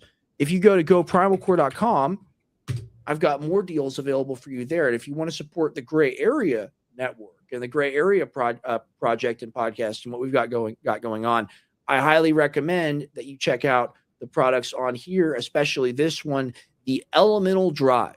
All right, Nice. now what is Elemental Drive? Elemental Drive is it's a complete formula, and I've put incomplete versions of this formula in various different kind of catch-all blends. Bigley likes to do a lot of catch-all blends. So like at Bigley, I created a product called Power Plant. Power Plant has 300 milligrams of Rhodolia rosea, which is also known as golden root. And then it's got 300 milligrams of the cordyceps. And then it's got zinc in it, and it's got boron in it, I believe. Maybe selenium as well. This is the complete multi-mineral of literally everything you'd ever want to take, especially if you're a guy, especially if you want testosterone increase, nootropic increase, enzymatic function increase. Got zinc as zinc picolinate. These are all the most highly bioavailable absorbable forms of all these minerals. Zinc is zinc picolinate, 25 milligrams. Boron is boron citrate, 8 milligrams. Selenium is selenomethianine, 125 milligrams. That should be micrograms, I think. Magnesium is magnesium glycinate, 200 milligram. Copper as copper citrate, 2 milligram. Vitamin D3, 5,000 IU. That's literally everything you need. And taking zinc is all the rage. People know about it for the effects, and you know what I'm talking about. But people are real interested in zinc. Here's the thing. If you're taking zinc, especially if you're like, oh, I got the highest quality zinc, I'm taking this solo, I'm going to be fine. If you don't take it with copper, then you're going to become deficient in copper. Interesting. So what we have here is the ideal ratio between the two. So you're not going to become deficient, or at least theoretically. I'm not going to make a health claim here. This is a dietary supplement, but these are things you should be taking already. And if you want to support Primal Core, you can go to goprimalcore.com. This is a really good deal. Core 25. I think you get an additional discount code on top of that. So you get 55% off. I think it's like $20. Why not? Why? Like literally, why not? Like these products are amazing. And it's the same thing with you with the sunscreen. Why not? Like, why not get an amazing product? It's going to be different than anything you've ever experienced before, because it's actually going to do what it's promised to do. It's actually going to be amazing for you. It's like being a kid and you're like, oh, I want that like racing car in the toy catalog. Now I'm showing my age because kids in the future, they won't know about that. There's a little unk stuff, right? There's this little thing. But you're looking through the toy catalog, you're like, oh man, that looks really cool. That looks really cool. And you get it and you're like, man, this is kind of trash, kind of garbage. This is the complete opposite of that. Every day, it's like Christmas to me because I'm like Santa. I get to send the presents out. And I know it's probably the same for you as well, right? You're like, hell yeah, they're going to love it. Dude. Yeah, I love seeing people give us reviews and results. And like we've had people lose 80 pounds from cooking fat. We've had kids, little babies with diaper rash. We've had people with eczema, all kinds of things, acne, like insane acne that got cured. Like we're really proud of what we do. And like, yeah, it's an abundance thing. Like we're happy to help people. So, by you helping us, we're helping you. It's like we're giving back. Yeah, no, 100%. We love you guys. I think I'm gonna have to cut today a little bit early. I've got an appointment that I've got to make at 11:15, so I got to be serious about that. I've got honestly, you know what it was. This maybe we still have the people in here that are the haters. Maybe admission of the great felony, the great crime, whatever. Oh no! I took one little lighting panel out of the office. I got to go bring it back immediately. So, I messed up a little bit. My dad was righteously upset at me because I had to do filming. All right, I had to do a little bit of filming. I'm going to bring it back. It's just borrowing. I'm not taking anything. But I've got to go back in the vehicle. I got to go drop off some lights. So really appreciate all you guys. Love all you guys. Here's the thing. This is all real. Okay? Like actually running around doing this stuff. Like we live this life. So just thank you all for being here. We love you all. Let's just say, like, our Father who art in heaven, hallowed be thy name. Thy kingdom come, thy will be done on earth as it is in heaven. Give us this day our daily bread, and forgive us our debts. This is the big one. Forgive us our debts as we forgive our debtors. Lead us not into temptation, but deliver us from the evil one. For thine is the kingdom and the power and the glory, both now and forever into ages of ages. Amen. So Amen. with that, let's have a positive day. I challenge you not to buy a product, not to subscribe or do anything like that. I challenge you to be nice to one person today, to open a door for somebody today, to smile at somebody today, to help someone, to give somebody a hug, whatever you can do to have a positive impact. I'm going to try to do that myself. Let's all lead by example. So Yes, thank sir. you all. Love you Thank all. you for having me on. Just real quick, we have Matt Yeah, go Murphy ahead. tomorrow. If you want to let the chat know, tomorrow's Matt Murphy. It's going to be a great interview. Green Beret. Oh, yes. No, go ahead. Go ahead. Yeah, so tomorrow, join us. It's going to be a great show. We have Matt Murphy. He's a Green Beret.